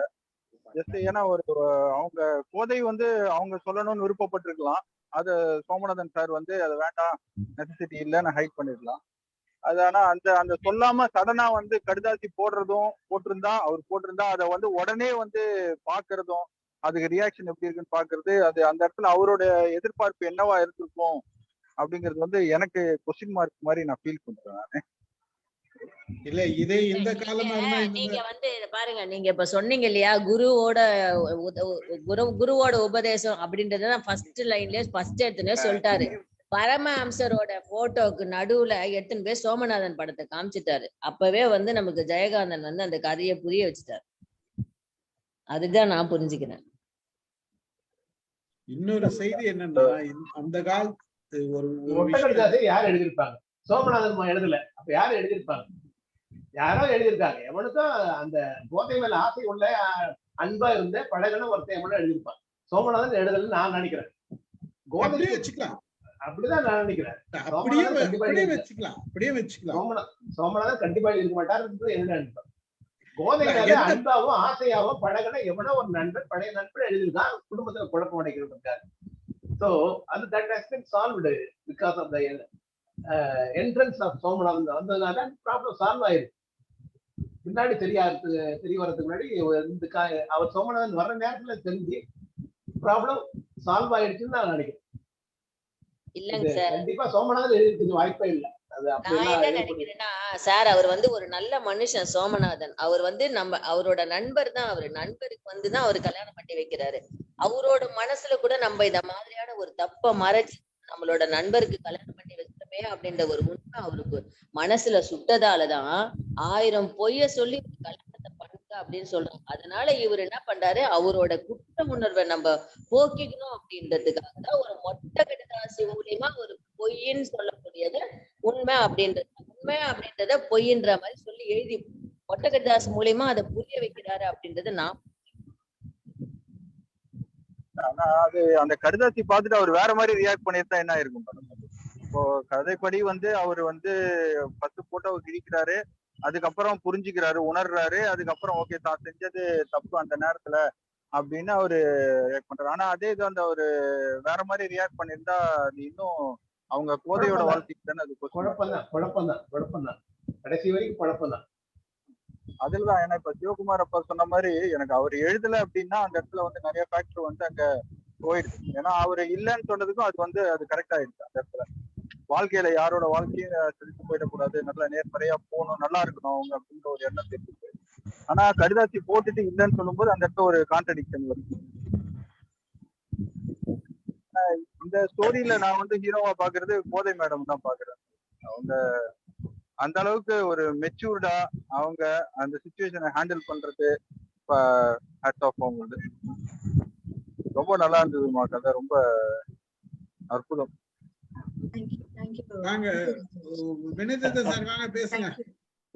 வணக்கம் எல்லாருக்கும் வணக்கம்.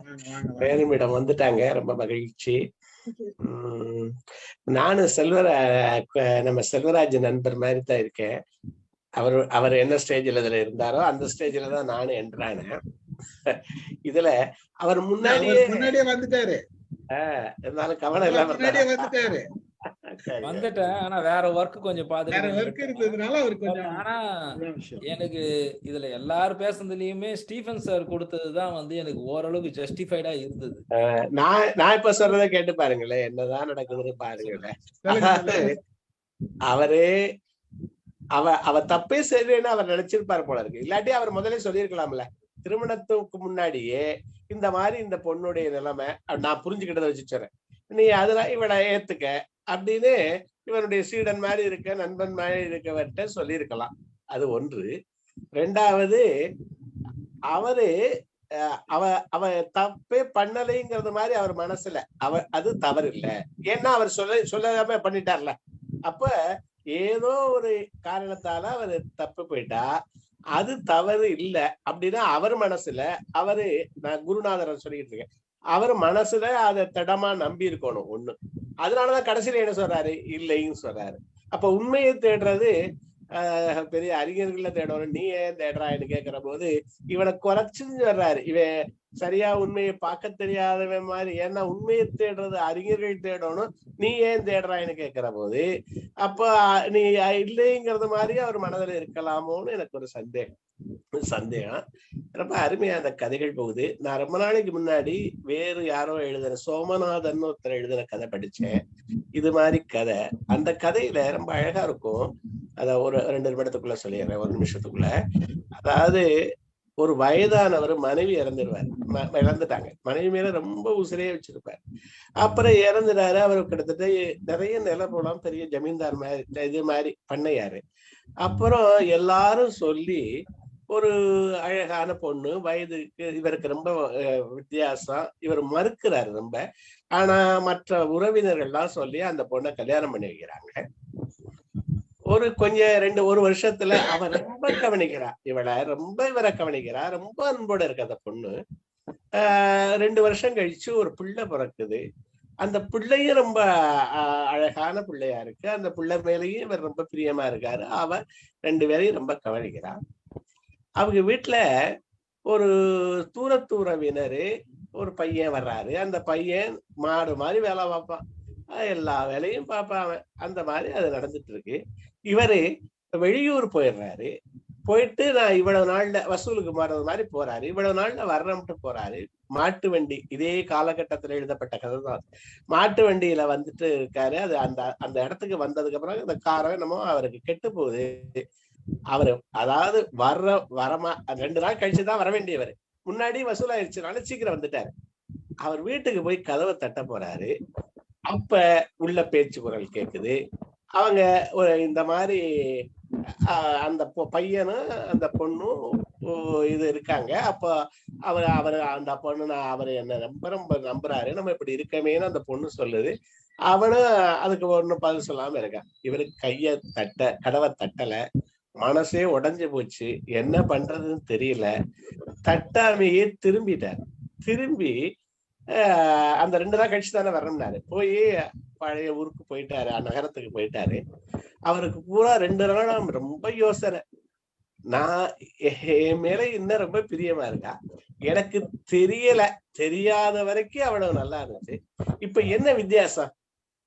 ஒரே வித்தியாசம்தான், எனக்கு தெரிஞ்சதுங்கிற ஒரு வித்தியாசம் தானே தவிர நல்லா இத்தனை எப்பல இருந்து இது நடக்குதுன்னு எனக்கு தெரியல.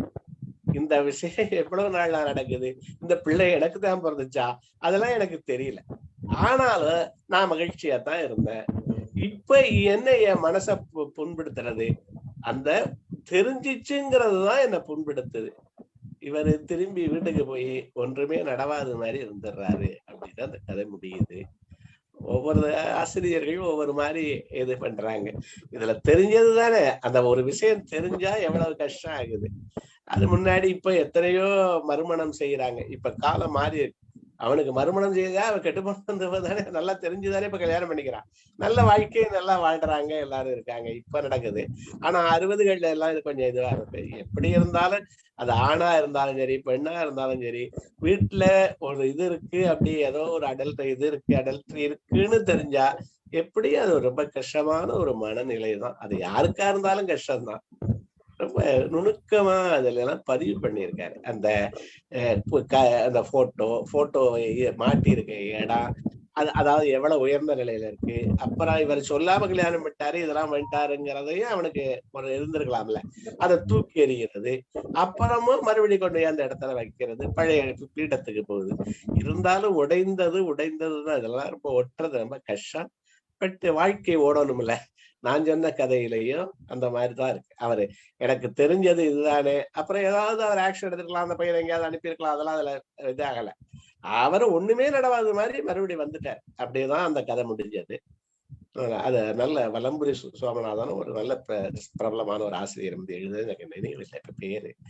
நல்லா இருந்தது, ரொம்ப அழகா அந்த முழு அந்த பாதி அந்த முழுவதும் கேட்டேன். ரொம்ப நல்லா இருந்தது.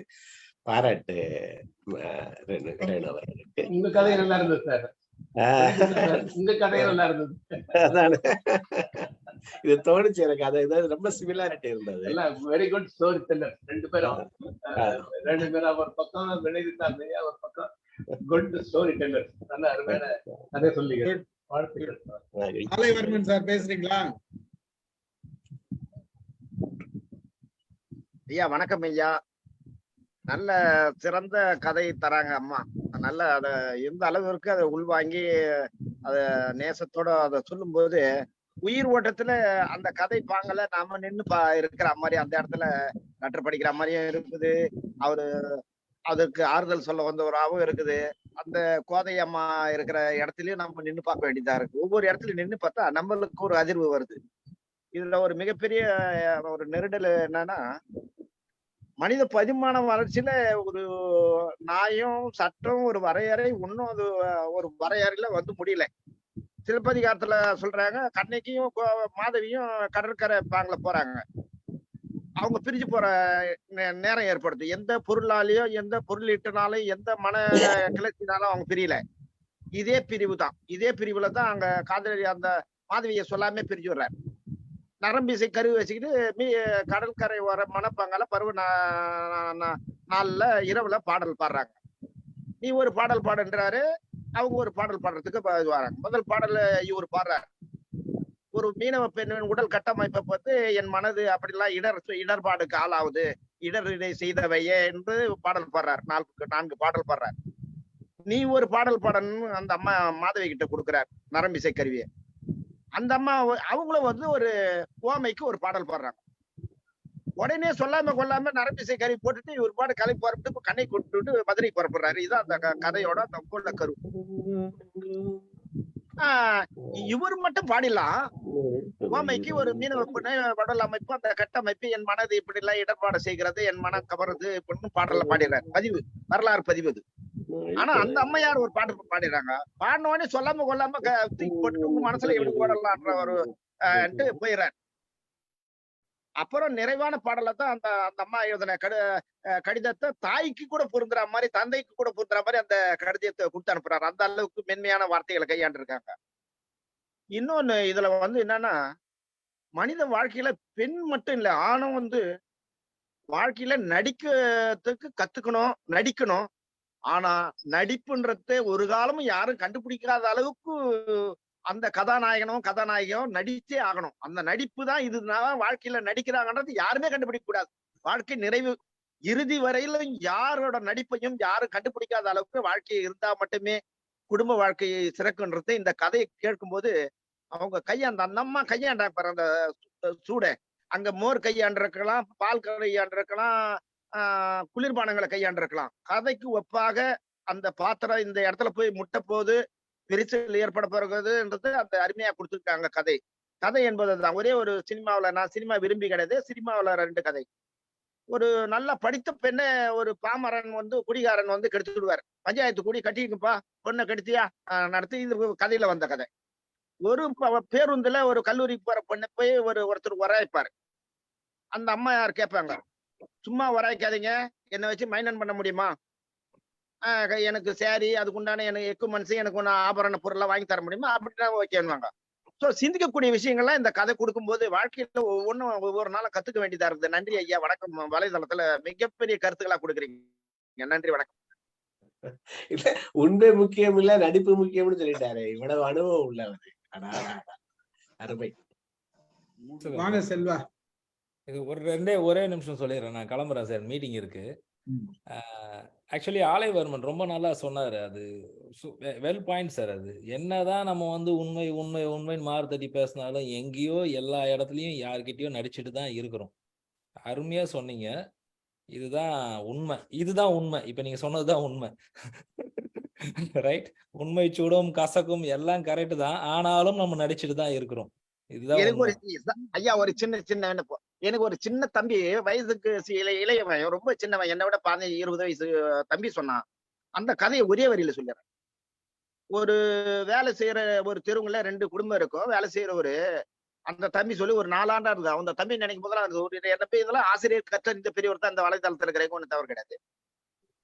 ஒரு குடும்பத்துல இருக்கிற ஒரு ஆண் வேலைக்கு கிளம்பி போயிட்ட பண்ணியும் பக்கத்து தெருவுல இருக்கிறவர் வந்து அந்த வீட்டு கதவை தட்டி, அந்த அம்மையார் இருக்கிறக்குன்னு அந்த அம்மா கதவை திறந்தவன்னு சொல்றானா, ஏமா ஒரு பெண் ஒரு ஆணை திருப்திப்படுத்த முடியுமான்னு கேட்பாராம். அந்த அம்மா திறந்து பார்த்தோன்னே என்ன இது போல கேள்வி கேட்டான்னு கதவு சாத்திடுவாங்களாம். இது அந்த வீட்டுக்கார வேலைக்கு போகும்போதெல்லாம் இவர் வந்து அந்த கதவு தட்டுற வழக்கத்தை கொண்டு இருந்தாராம். ஒரு நாள் கணவர்கிட்ட இந்த அம்மா புகார் சொல்லிட்டாங்க, ஏங்க பக்கத்து தெருல இருந்து வராரு ஒருத்தர், நீங்க போறத பாக்குறாரு, வேலையை விட்டு வீட்டை விட்டு போன உடனே கதவு தட்டுறாரு, திறந்த உடனே ஒரு பெண் ஆணை திருப்திப்படுத்த முடியுமான்னு கேட்கிறாரு. நான் எதுவும் எதுவுமே சொல்லல, கதவு சாப்பாடு போட்டுக்கிறேன், அவர் போயிடுறாரு. இது தொடர்ந்து நடக்குதுங்க. எல்லா பொறிக்கு பையன் ஆயிட்டான். இன்னைக்கு நான் போறேன்டியே, இன்னும் அவன் கண்டுபிடிச்சா அவனுக்கு தண்டிக்கிறேன்ட்டு கிரிக்கெட் மட்டை எடுத்து கது பக்கத்துல இருக்க வேலைக்கு போற மாதிரி பேக் சைட்ல வந்து வீட்டுக்குள்ள வந்துடுறேன். அவன் வந்து தட்டினானா, யாரு முடியுன்னு சொல்லு, நான் பாத்துக்கிறேன் இவரு பேட்டை வச்சுட்டு கதவு சந்தல் நிக்கிறாரு. இவர் வேலைக்கு போறதை பார்த்துட்டு அவர் கதவு தட்டுறாராம். திறந்த உடனேயும் ஒரு ஆண் பெண்ணை தெரிஞ்சு ஒரு பெண்ணை ஆணை திருப்திப்படுத்த முடியுமான்னு அந்த ஆள் கேட்கிறாராம். முடியுமே இந்த அம்மா சொல்றாங்களாம். அப்படி முடியும்னா உங்க வீட்டுக்காரு எங்க அம்மா உங்க ஆபீஸ்ல தான் வேலை செய்யறாரு, அந்த அம்மா இது எப்ப பாரு தொல்லை கொடுத்துருக்காரு, அதை நீ செஞ்சினா எங்க வீட்டுல ஏமா இந்த சண்டை வருது சொல்றாராம். அந்த கதையே அந்த சின்ன பையன் எங்கேயும் கேட்டானா எப்படி எடுத்தானு தெரியல.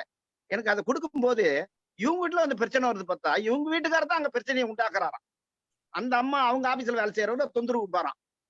நீ கரெக்டா இருந்தனா எங்க பொண்டாட்டி அம்மா அவர் தொந்தரவு கொடுக்குறாரு, எங்க பொண்டாட்டி வந்து வீட்டுல சொல்லுது எப்ப பாரு அந்த பக்கத்து தெருல இருக்கிறவரு என்ன சீண்டிக்கிட்டே தொல்லை கொடுத்துட்டு இருக்காருன்னு. அந்த கதையை நுணுக்கத்தையும் வாழ்க்கையோட நெறிமுறை இவர் ஒழுக்க மாதிரி பேசுறாரு. அப்புறம் பார்த்தா அங்க தடமாறினவரே இவர் தான். நன்றி நன்றி அம்மா, நன்றி ஐயா. ரொம்ப நல்லா இருந்துச்சு. Super super. அதாவது ஒரு சூடு எத்தனை சூடு கொண்டு வந்துச்சு பாருங்க. எத்தனை கதை வெளியே வருது பாருங்க சார், எத்தனை கதை வெளியே வந்து பாருங்க. இது உண்மை உண்மை அவர் சொல்றது அப்படியே ஒரு உண்மை. கதையில இருந்து எவ்வளவு கதை வருது பாரு. ஆலயவர்மன் ஒரு கதை, ஆலயவர்மன் 2 கதை சொல்லிட்டாரு. ஆமா. ஒரே எனக்கு என்ன பாக்குறேன்னா சார், ஜெயகாந்தன் வந்து எல்லாத்துக்குமே ஜஸ்டிஃபை பண்றாரு. சும்மாவே வந்து எல்லாருமே வந்து தியாகியெல்லாம் இருக்க முடியாது. அவர் என்ன சொல்றாரு, ஆரம்பத்திலேயே 40க்கு 20ன்னு கணக்கு போடுறாரு. 40 வயசுக்காரனுக்கு 20 வயசு ஒரு பொண்ணு கிடைக்குதுன்னா அதுக்கு ஜஸ்டிஃபை பண்றாரு. புரியுதுங்களா? அப்ப இவர் தயங்குறாரு கல்யாணம் பண்றதுக்கு. அவங்க ஓகேன்னு சொல்றாங்கன்றாரு. அவங்க ஓகேன்னு சொல்றாங்கனாலே அந்த இடத்துல ஏதோ ஒரு இடிக்குது. ஏன்னா நீ ஒன்னும் சின்ன வயசுல இருந்தே நான் பார்த்து வளர்த்த பொண்ணோ இல்ல பழகின பொண்ணோ இல்ல நான் உன் குடும்பத்துக்கு நான் எதனா உதவி பண்ணதோ அந்த மாதிரி ஒரு ஈர்ப்பு இருந்து அந்த பொண்ணு எனக்கு கல்யாணம் பண்ணிக்குது அப்படின்னா கூட அந்த இடத்துல ஒரு லாஜிக் இருக்கு. சம்பந்தமே இல்லாம ஒரு 20 வயசு பொண்ணு வந்து இவர் சொல்றாரு, சோமநாதன் சொல்றாருன்றதால பரமேஸ்வரன் 40 வயசுக்கார கல்யாணம் பண்ணிக்குது.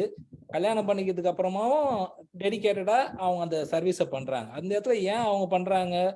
அவங்க பக்கத்துல தப்பு இருக்கு. அந்த தப்புக்கு அவங்க மனசாட்சியோட அவங்க ஜஸ்டிஃபை பண்றதுக்கு இந்த 40 வயசுக்காரரை கல்யாணம் பண்ணிக்கிட்டு அவங்க சர்வீஸ் பண்றாங்க. ஸோ இந்த இடத்துல ஜஸ்டிஃபை பண்ணிட்டாரு அவரு. ஜஸ்டிஃபை பண்ணதுக்கு அப்புறமும் இது அவர் யாரு லெட்டர் போட்டாங்கன்றது அது நமக்கு தெரியல. ஏன்னா அவர் சொல்லலை, எல்லாமே அசம்ஷன்ல விட்டுட்டாரு. புரியுதுங்களா? யாரோ ஒருத்தவங்க வந்துட்டு போடுறாங்களோ இல்ல என்ன பண்றாங்களோ அது இவருக்கு தெரிஞ்சு இருந்து, சோமநாதனுக்கு எவனோ ஒருத்தன் வந்து இந்த கூட்ட கலைக்க போறான் அப்படின்னு தெரிஞ்சு இருந்து வந்திருக்கலாம், இல்ல இவரே போட்டிருக்கலாம், என்ன வேணா இருக்கலாம்.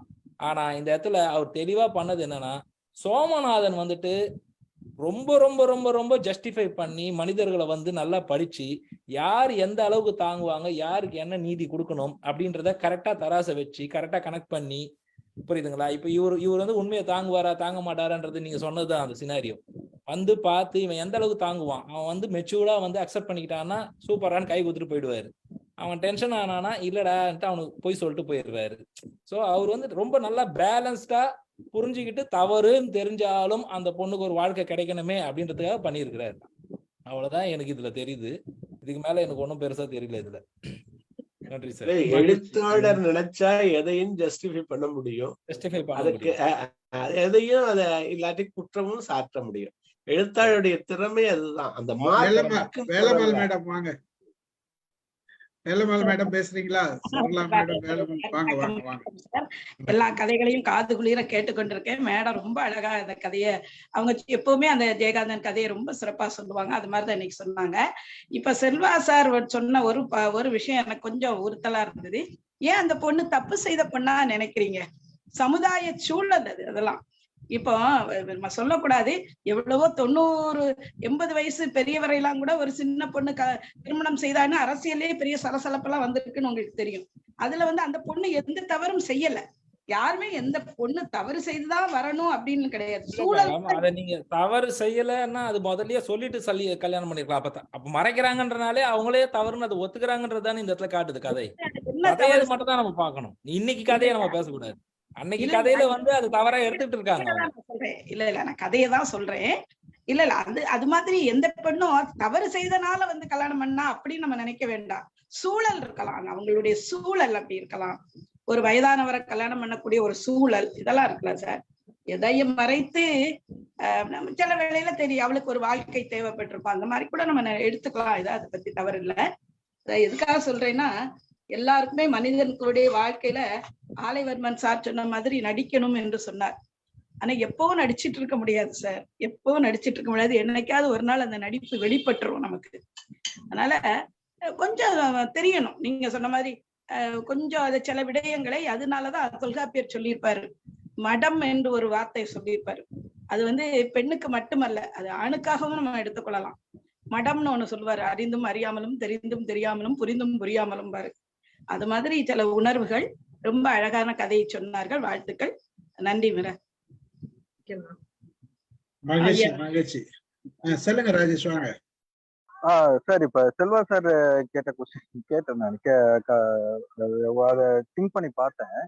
ஆனா எனக்கு என்னன்னா, இந்த ஸ்டோரியில அவரு இந்த வயசு வித்தியாசங்கள் இருந்தாலும் அவர் பரமேஸ்வரன் சார் கிட்ட அவரு கேள்வி கேட்கும்போது அவரு சொல்லுவாரு, எனக்கு ஒரு உண்மை தெரியணும் அப்படின்ட்டு. அப்ப தெரிஞ்சுட்டு இந்த ஸ்டோரி சொன்ன உடனே அவரு பரமேஸ்வரன் சார் சொல்லுவாரு, நீ என்ன ஞானியா உண்மையை தேடுறதுக்குன்னு.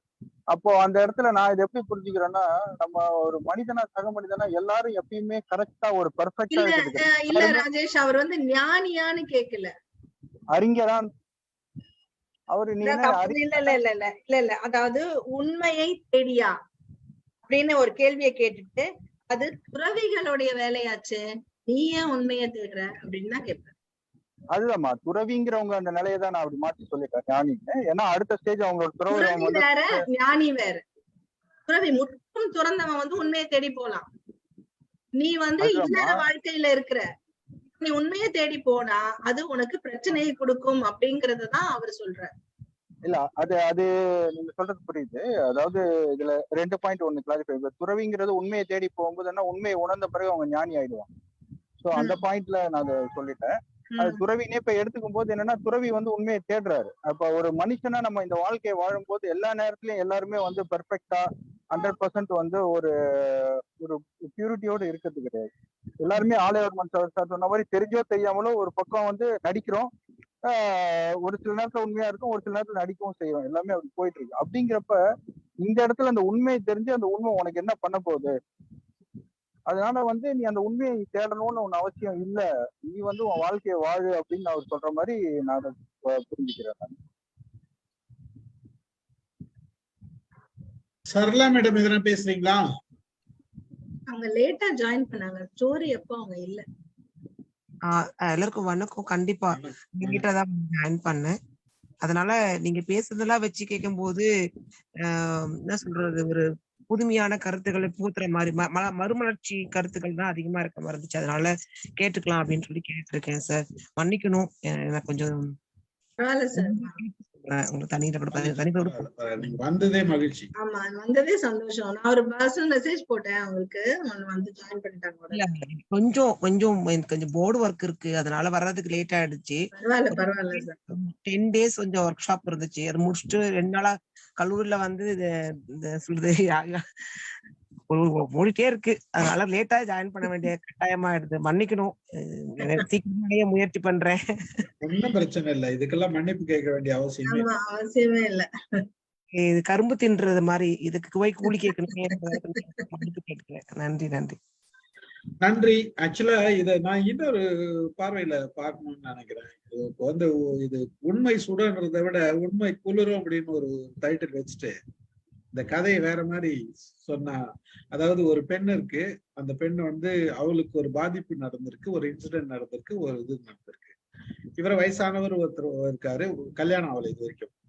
வீட்டுக்கு வராரு, இந்த பெண்ணு காஃபி கொடுக்குறாங்க, ஏதோ பேசுறாங்க, ஒரு 2 வார்த்தை பேசுறாங்க. இந்த 2 வார்த்தை பேசுறது இவருக்கு ஆறுதலா இருக்குன்னு இன்னொரு நாள் வராரு. அந்த மாதிரி பேசும்போது கொஞ்ச நாள் கழிச்சு இவரோட ஒரு அன்பும் ஒரு உறவு மலர்ந்ததுன்னு வச்சுங்களேன். இந்த உறவு மலர்ந்ததுன்னா இந்த பொண்ணு எப்படியாப்பட்டவங்கன்றதை பத்தி எந்தவித சிந்தனையும் இல்லாத, நமக்கு கட்டிக்கூடிய ஒரு இது 40 வயசு ஆயிடுச்சு, இனிமேல் யாரு கட்டிவாங்க, யாரோ ஒருத்தர் கட்டிக்கிறாங்க அப்படின்னு உண்மையை சொன்னா கூட கட்டிக்கிறதுக்கு ரெடியா இருந்திருப்பேன். இல்ல நீங்க கேட்கிற அளவுக்கு நம்ம திருமணம் பண்றது தகுதி இல்லை அப்படின்னா அது நடந்து முடிஞ்சு போன சம்பந்தம் தானே. அந்த ரிலேஷன்ஷிப் நடந்து முடிஞ்சு போன சந்தர்ப்பம் தானே. நீங்க எதிர்பார்க்க தவறு செய்யாது தானே. ஏன்னா அந்த பாண்டிங் வந்தவொடனே ஒரு ரிலேஷன்ஷிப் அந்த புரிதல் வந்துடும். அப்போ ஆட்டோமேட்டிக்கா என்ன ஆகும்னா, நீ எனக்கும் வயசாயிடுச்சு, உனக்கு யாரும் பொண்ணு கொடுக்க போறாங்க, இது அட்லீஸ்ட் நீ நாம கட்டிக்கலான்ற அந்த மனநிலைக்கு மனிதன் வரக்கூடாது. எப்போ வருவானா காஞ்சி போன பிறகுதான் வருவான். இந்த மாதிரி இப்படியும் நடந்திருக்கு, இப்படியும் நடக்கிற வாய்ப்புகள் இருக்கு. இன்னொரு விஷயம், இந்த காலத்துல ரொம்ப கல்யாணம் ஆகுதுன்னு பல பேர் இதுக்கு தயாராக்குறாங்க. பரவாயில்ல, ஏதோ ஒரு பொண்ணு கிடைச்சு நல்ல பொண்ணா இருந்தா பரவாயில்ல, கட்டிக்கிறதுக்கு தயாராக்குறாங்க. சோ அப்போ ஒவ்வொரு சூழ்நிலையும் வாழ்க்கையில அந்தந்த நிலைமையை பொறுத்து மாற்றி அமைக்குது. ஆனா மனுஷனை கூட சில நேரத்துல நாம அட்ஜஸ்ட் பண்ணிக்கிறோம், சில நேரத்துல ரொம்ப நம்மலாம் யோக்கியம் மாதிரியும் நம்மலாம் தப்பு பண்ணாத மாதிரியும் அதுல கோவப்படுறது அந்த கோபம்ன்றது எனக்கு 40 வயசு ஆன பிறகும் இதை கல்யாணம் பண்றேன் அப்ப நம்ம யோசிக்காத, இப்ப போய் யோசிக்கிறமே எதுக்குறதா அவர் யோசித்து இந்த லெட்டர் பார்த்த பிறகு அந்த சிந்தனையும் அவருக்கு வரல. அவர் கோவம் தான் வருது தவிர நமக்கு நம்மள 40 வயசுல யார் கட்டிக்குவாங்க, இவங்கதான் இந்த மாதிரி யாராவது தான் கட்டிக்குவாங்க, நம்ம கிட்ட வாழ்ந்த வரைக்கும் உண்மையா வாழ்ந்தாலன்ற அந்த பெருந்தன்மையில அந்த கோணத்துல அந்த சிந்தனையே வரல. அப்ப அந்த சிந்தனை வேணும்ன்றதுதான் இங்க அதுவும் ஒரு பார்வை. 40 வயசுல உனக்கு எவன் பொண்ணு கொடுப்பான், எவனோ 20 வயசு கம்மியா பொண்ணு கொடுத்துறானே, பொண்ணு கிடைச்சிருக்கிற அந்த பொண்ணு நம்ம கூட வாழ்ந்திருக்கு, 2 வருஷ காலமா ஒழுங்கா வாழ்ந்திருக்கு, ஒரு நல்ல இல்லறம் தான் நடந்திருக்கு, இது உண்மையை போய் தூக்கி போடுவான்ற அந்த பெருந்தன்மைன்றது சிந்திக்கணும், அந்த ஆங்கில கோணத்திலேயே சிந்திக்கணும்ன்றது ஒரு மனுஷனா இருந்தா இப்படி எல்லாம் சிந்திக்கணும் அப்படின்றதுதான் அந்த கருத்தும் சொல்லியிருக்காருன்றதுதான் என்னோட பார்வை. மகிழ்ச்சி. ஒரு அருமையான கதையா இருந்தாலும் எவ்வளவு நேரம், எத்தனை கதைகள், எத்தனை துணை கதைகள், அதனுடைய உணர்வுகள், மனுஷனோட வேற பார்வையை பார்த்தோம். நன்றி. கலந்து கொண்ட அனைவருக்கும் நன்றி கூறுகிறேன். நிகழ்ச்சியில் கலந்து கொண்ட அனைவருக்கும் நன்றி கூறி நிகழ்ச்சியை நிறைவு செய்கிறேன். ஒரே ஒரு நிமிஷம் சொல்லுங்க சார். நான் டிபேட் பண்றேன்னு தப்பா நினைச்சுக்காதீங்க. ஜஸ்ட் என்னோட புரிதல, என்னோட உணர்வுல மட்டும் நீங்க இப்ப சொன்னதுல அவரு மேரேஜுக்கு பொண்ணு பார்க்க சொல்லி எதுவுமே கேட்கல, கதையில கேட்கல. அப்படிங்கிறப்ப நம்ம அவரை உனக்கு 40 வயசுல பொண்ணு கொடுக்கறதே பெரிய விஷயம் அப்படிங்கிற மாதிரி அந்த நான் அவரை சொல்லல, பொண்ணு கொடுக்கறதே பெரிய விஷயம் நான் சொல்லல. நான் இவர் உணரணும்ன்றதுதான் நான் சொல்லல. நமக்கு அவர் கல்யாணம் பண்ணிக்கிற ஐடியாலே இல்ல, அவர் கல்யாணம் பண்ணிக்கிற ஐடியாவே இல்ல. அப்படிங்கிறப்ப கூட அவரு அதை உணரணும்னு அவசியம் இருக்கா சார்? எனக்கு புரியல. இல்ல ராஜேஷ், அதாவது நான் என்ன சொல்றேன்னா, அவர் கல்யாணம் பண்ணிக்கிற ஐடியாவே இல்ல. கல்யாணம் பண்ணிக்கணும்ன்ற ஆசை வருது, ஆனா கேட்கும் போது அவர் தயங்குறாரு. எதுக்கு தயங்குறாரு? கல்யாணம் 40 வயசு ஆயிடுச்சு, எனக்கு இனிமேல் கல்யாணம் வேணாம் அப்படின்னு சொல்லிட்டு போக வேண்டியது தானே அவரு. அவர் இவர்கிட்ட பொண்ணு இவரு பொண்ணு கேட்கல, அவர் ஒரு ஆப்பர்ச்சுனிட்டி கொடுக்குறாரு. நீங்க சொல்றது வாஸ்தவம். அப்ப எனக்கு பொண்ணு வேணான்னு சொல்லிட்டு போக வேண்டியது. 40 வயசு இந்த மேல் கல்யாணம் பண்ணி நான் சின்ன பொண்ணெல்லாம் கல்யாணம் பண்ணிக்க மாட்டேன்னு சொல்லிட்டு போக வேண்டியது தானே. ஏன் சொல்லுங்க?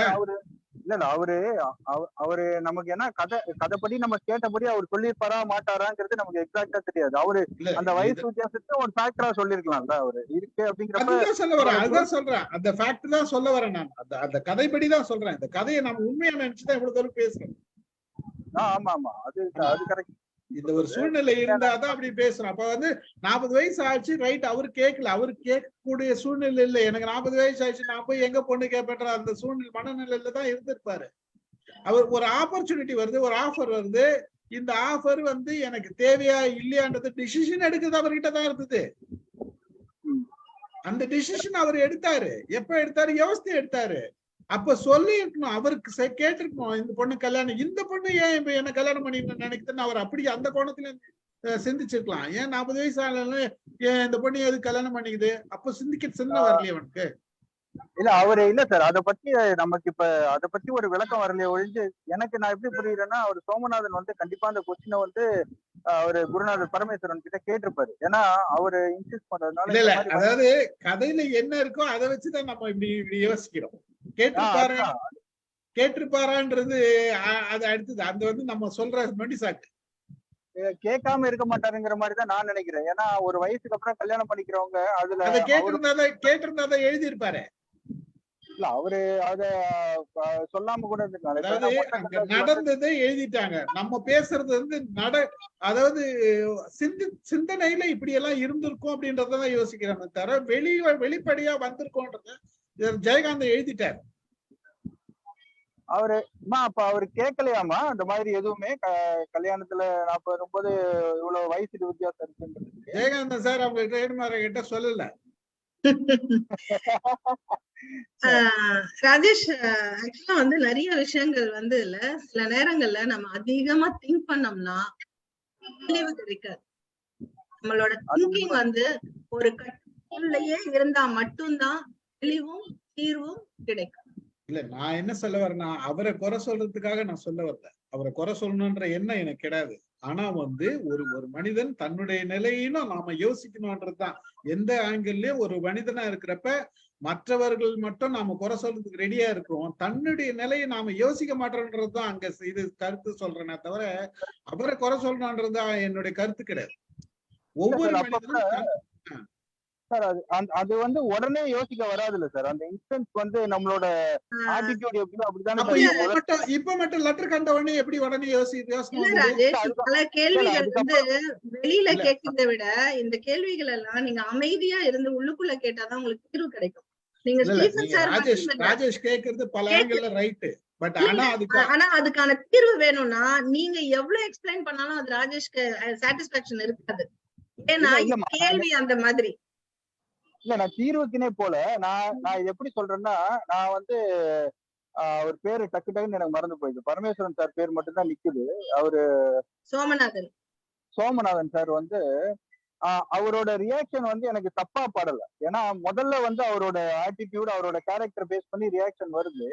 அதுக்கப்புறமா அவரு குருநாதர் கிட்ட, பரமேஸ்வரன் ஐயா கிட்ட பேசின பிறகும், அவங்க மனைவி கிட்ட பேசின பிறகும் அந்த ஒரு புரிதல் உணர்தல் வருது. அது வந்து ஒரு சராசரியா ஒரு பிளெக்சிபிளா கொஞ்சம் தண்டா வந்து மத்தவங்களுக்கு ஸ்பேஸ் கொடுக்குறவங்க வந்து அப்படிதான் நடந்துப்பாங்க அப்படிங்கிற மாதிரி.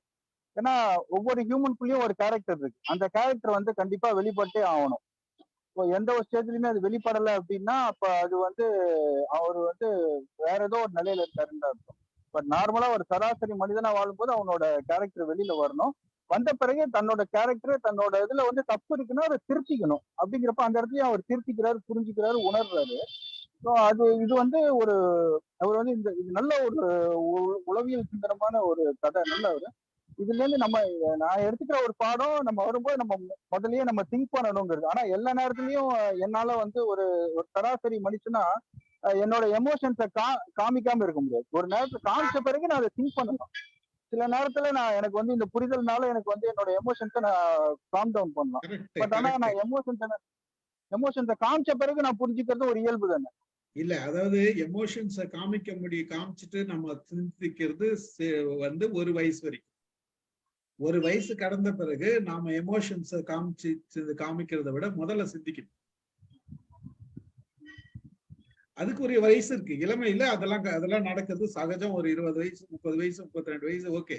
ஒரு 40 வயசு மேல ஆன பிறகு நம்ம சாரி டு இன்டரப்ட் சார், நான் கெஸ்டுக்கு சாப்பாடு நீங்க பாருங்க நீங்க கிளம்புங்க. Thank you everyone. ராஜேஷ் தேங்க்யூ. எல்லாருக்கும் நன்றிகள். சுகுமார் சார் வணக்கம். புரியுதா ராஜேஷ்? நான் சொல்றது புரியுதா? புரியுது சார். ஆனா 45 இதெல்லாம் வந்து ஒரு பெரிய வயசா எனக்கு தெரியல. ஏன்னா எனக்கு அந்த வயசு 45 பெரிய வயசு கிடையாது. நாங்களே 60 வயசு 70 வயசு ஆனாலும் பெரிய வயசுன்னு சொல்றது இல்ல. அது வேற விஷயம். ஆனா வந்து கல்யாண வயசுல 45 வயசுல இன்னைக்கு கல்யாணம் ஆகல அப்படின்றது வந்து ஒரு பெரிய வயசு தான். அந்த நேரத்துல பெரிய வயசு தான். திருமணம் ஆகவில்லை அப்படின்றது ஒரு பெரிய வயசு. அது உண்மைதான். அதுதான் சொல்ல வரேன். 45 வயசு பெரிய வயசு கிடையாது. நீங்க சொல்றத பாருங்க, எங்கெல்லாம் பெரியவங்க நினைச்சிடுங்க போல. நானே 45 வயசு 40 வயசு மேல பையன்கள் எல்லாம் பொண்ணு பாத்துட்டு இருக்கேன் சார். கிடைக்க மாட்டேங்குது. பசங்க ரெண்டு தான் இருக்காங்க, பொண்ணு கிடைக்க மாட்டேங்குது. இன்னைக்கு நிறைய பொண்ணுங்களுக்கு பையன் கிடைக்கல சார். வயசாகி கூட எத்தனை பேர் லேடிஸ் இருக்காங்க, பையன் கிடைக்கல. அதையும் இருக்கு, அதுவும் இப்படியும் இருக்கிறாங்க. இன்னைக்கு சூழ்நிலையில அப்படியும் இருக்கிறாங்க. ஆக்சுவலா பாத்தீங்கன்னா பல பேர் இருக்கிறாங்க. அதாவது இன்னைக்கு மேட்ரிமோனியல் சைட்ன்ற பார்த்தாங்கன்னா டிஃப்ரெண்ட் பீப்புள் இருக்காங்க. நமக்கு தெரியல, ஆக்சுவலா வந்து நமக்கு தெரியல. ஆனா ஒரு சிலருக்கு வயசானாலும் கிடைச்சிடுறாங்க. அதுவும் இருக்குது. முயற்சி தான். அதான் அது முயற்சி செஞ்சுனே இருந்தா எங்கேயாச்சும் ஒரு இடத்துல கிளிக் ஆகும். அதுல எந்த சந்தேகமும் கிடையாது. கொடுப்புட இருந்தா கிடைச்சிரும். அந்த காலத்துல 60கள்ல நான் வயசு வித்தியாசம் பெருசாவே தெரியல. எங்க குடும்பத்துல நிறைய வயசு வித்தியாசம் உள்ள கணவன் மனைகள்ல பாத்திருக்கேன். எங்க ஊர்கள்லயும் எங்க பக்கத்துலயே நிறைய வயசு வித்தியாசம் 10, 12, 13, 14, 15 வயசு, நீங்க சொல்ல 18 வயசு வித்தியாசம் உள்ள நிறைய கல்யாணம் வந்து நல்லபடியா இருந்திருக்காங்க. நல்லபடியா குடும்பம் எடுத்திருக்காங்க. ஏதோ 2-3 இடத்துல ஏதாவது சந்தேகம் வரும், பிரச்சனைகள் வரும். தவிர மெஜாரிட்டி குடும்பம் நல்லா தான் நடந்திருக்கு. வயசு வித்தியாசம் பெரிய விஷயமே இருந்ததுன்னு அந்த காலத்துல. Okay sir. இல்ல பெரும்பாலும் மகிழ்ச்சி மகிழ்ச்சி. நன்றி சார், நன்றி நன்றி நன்றி. பார்ப்போம். மகிழ்ச்சி. Okay Rajesh. Okay sir. Thank you so much. பார்க்கலாம் பார்க்கலாம் பார்க்கலாம். நன்றி. வணக்கம் சார்.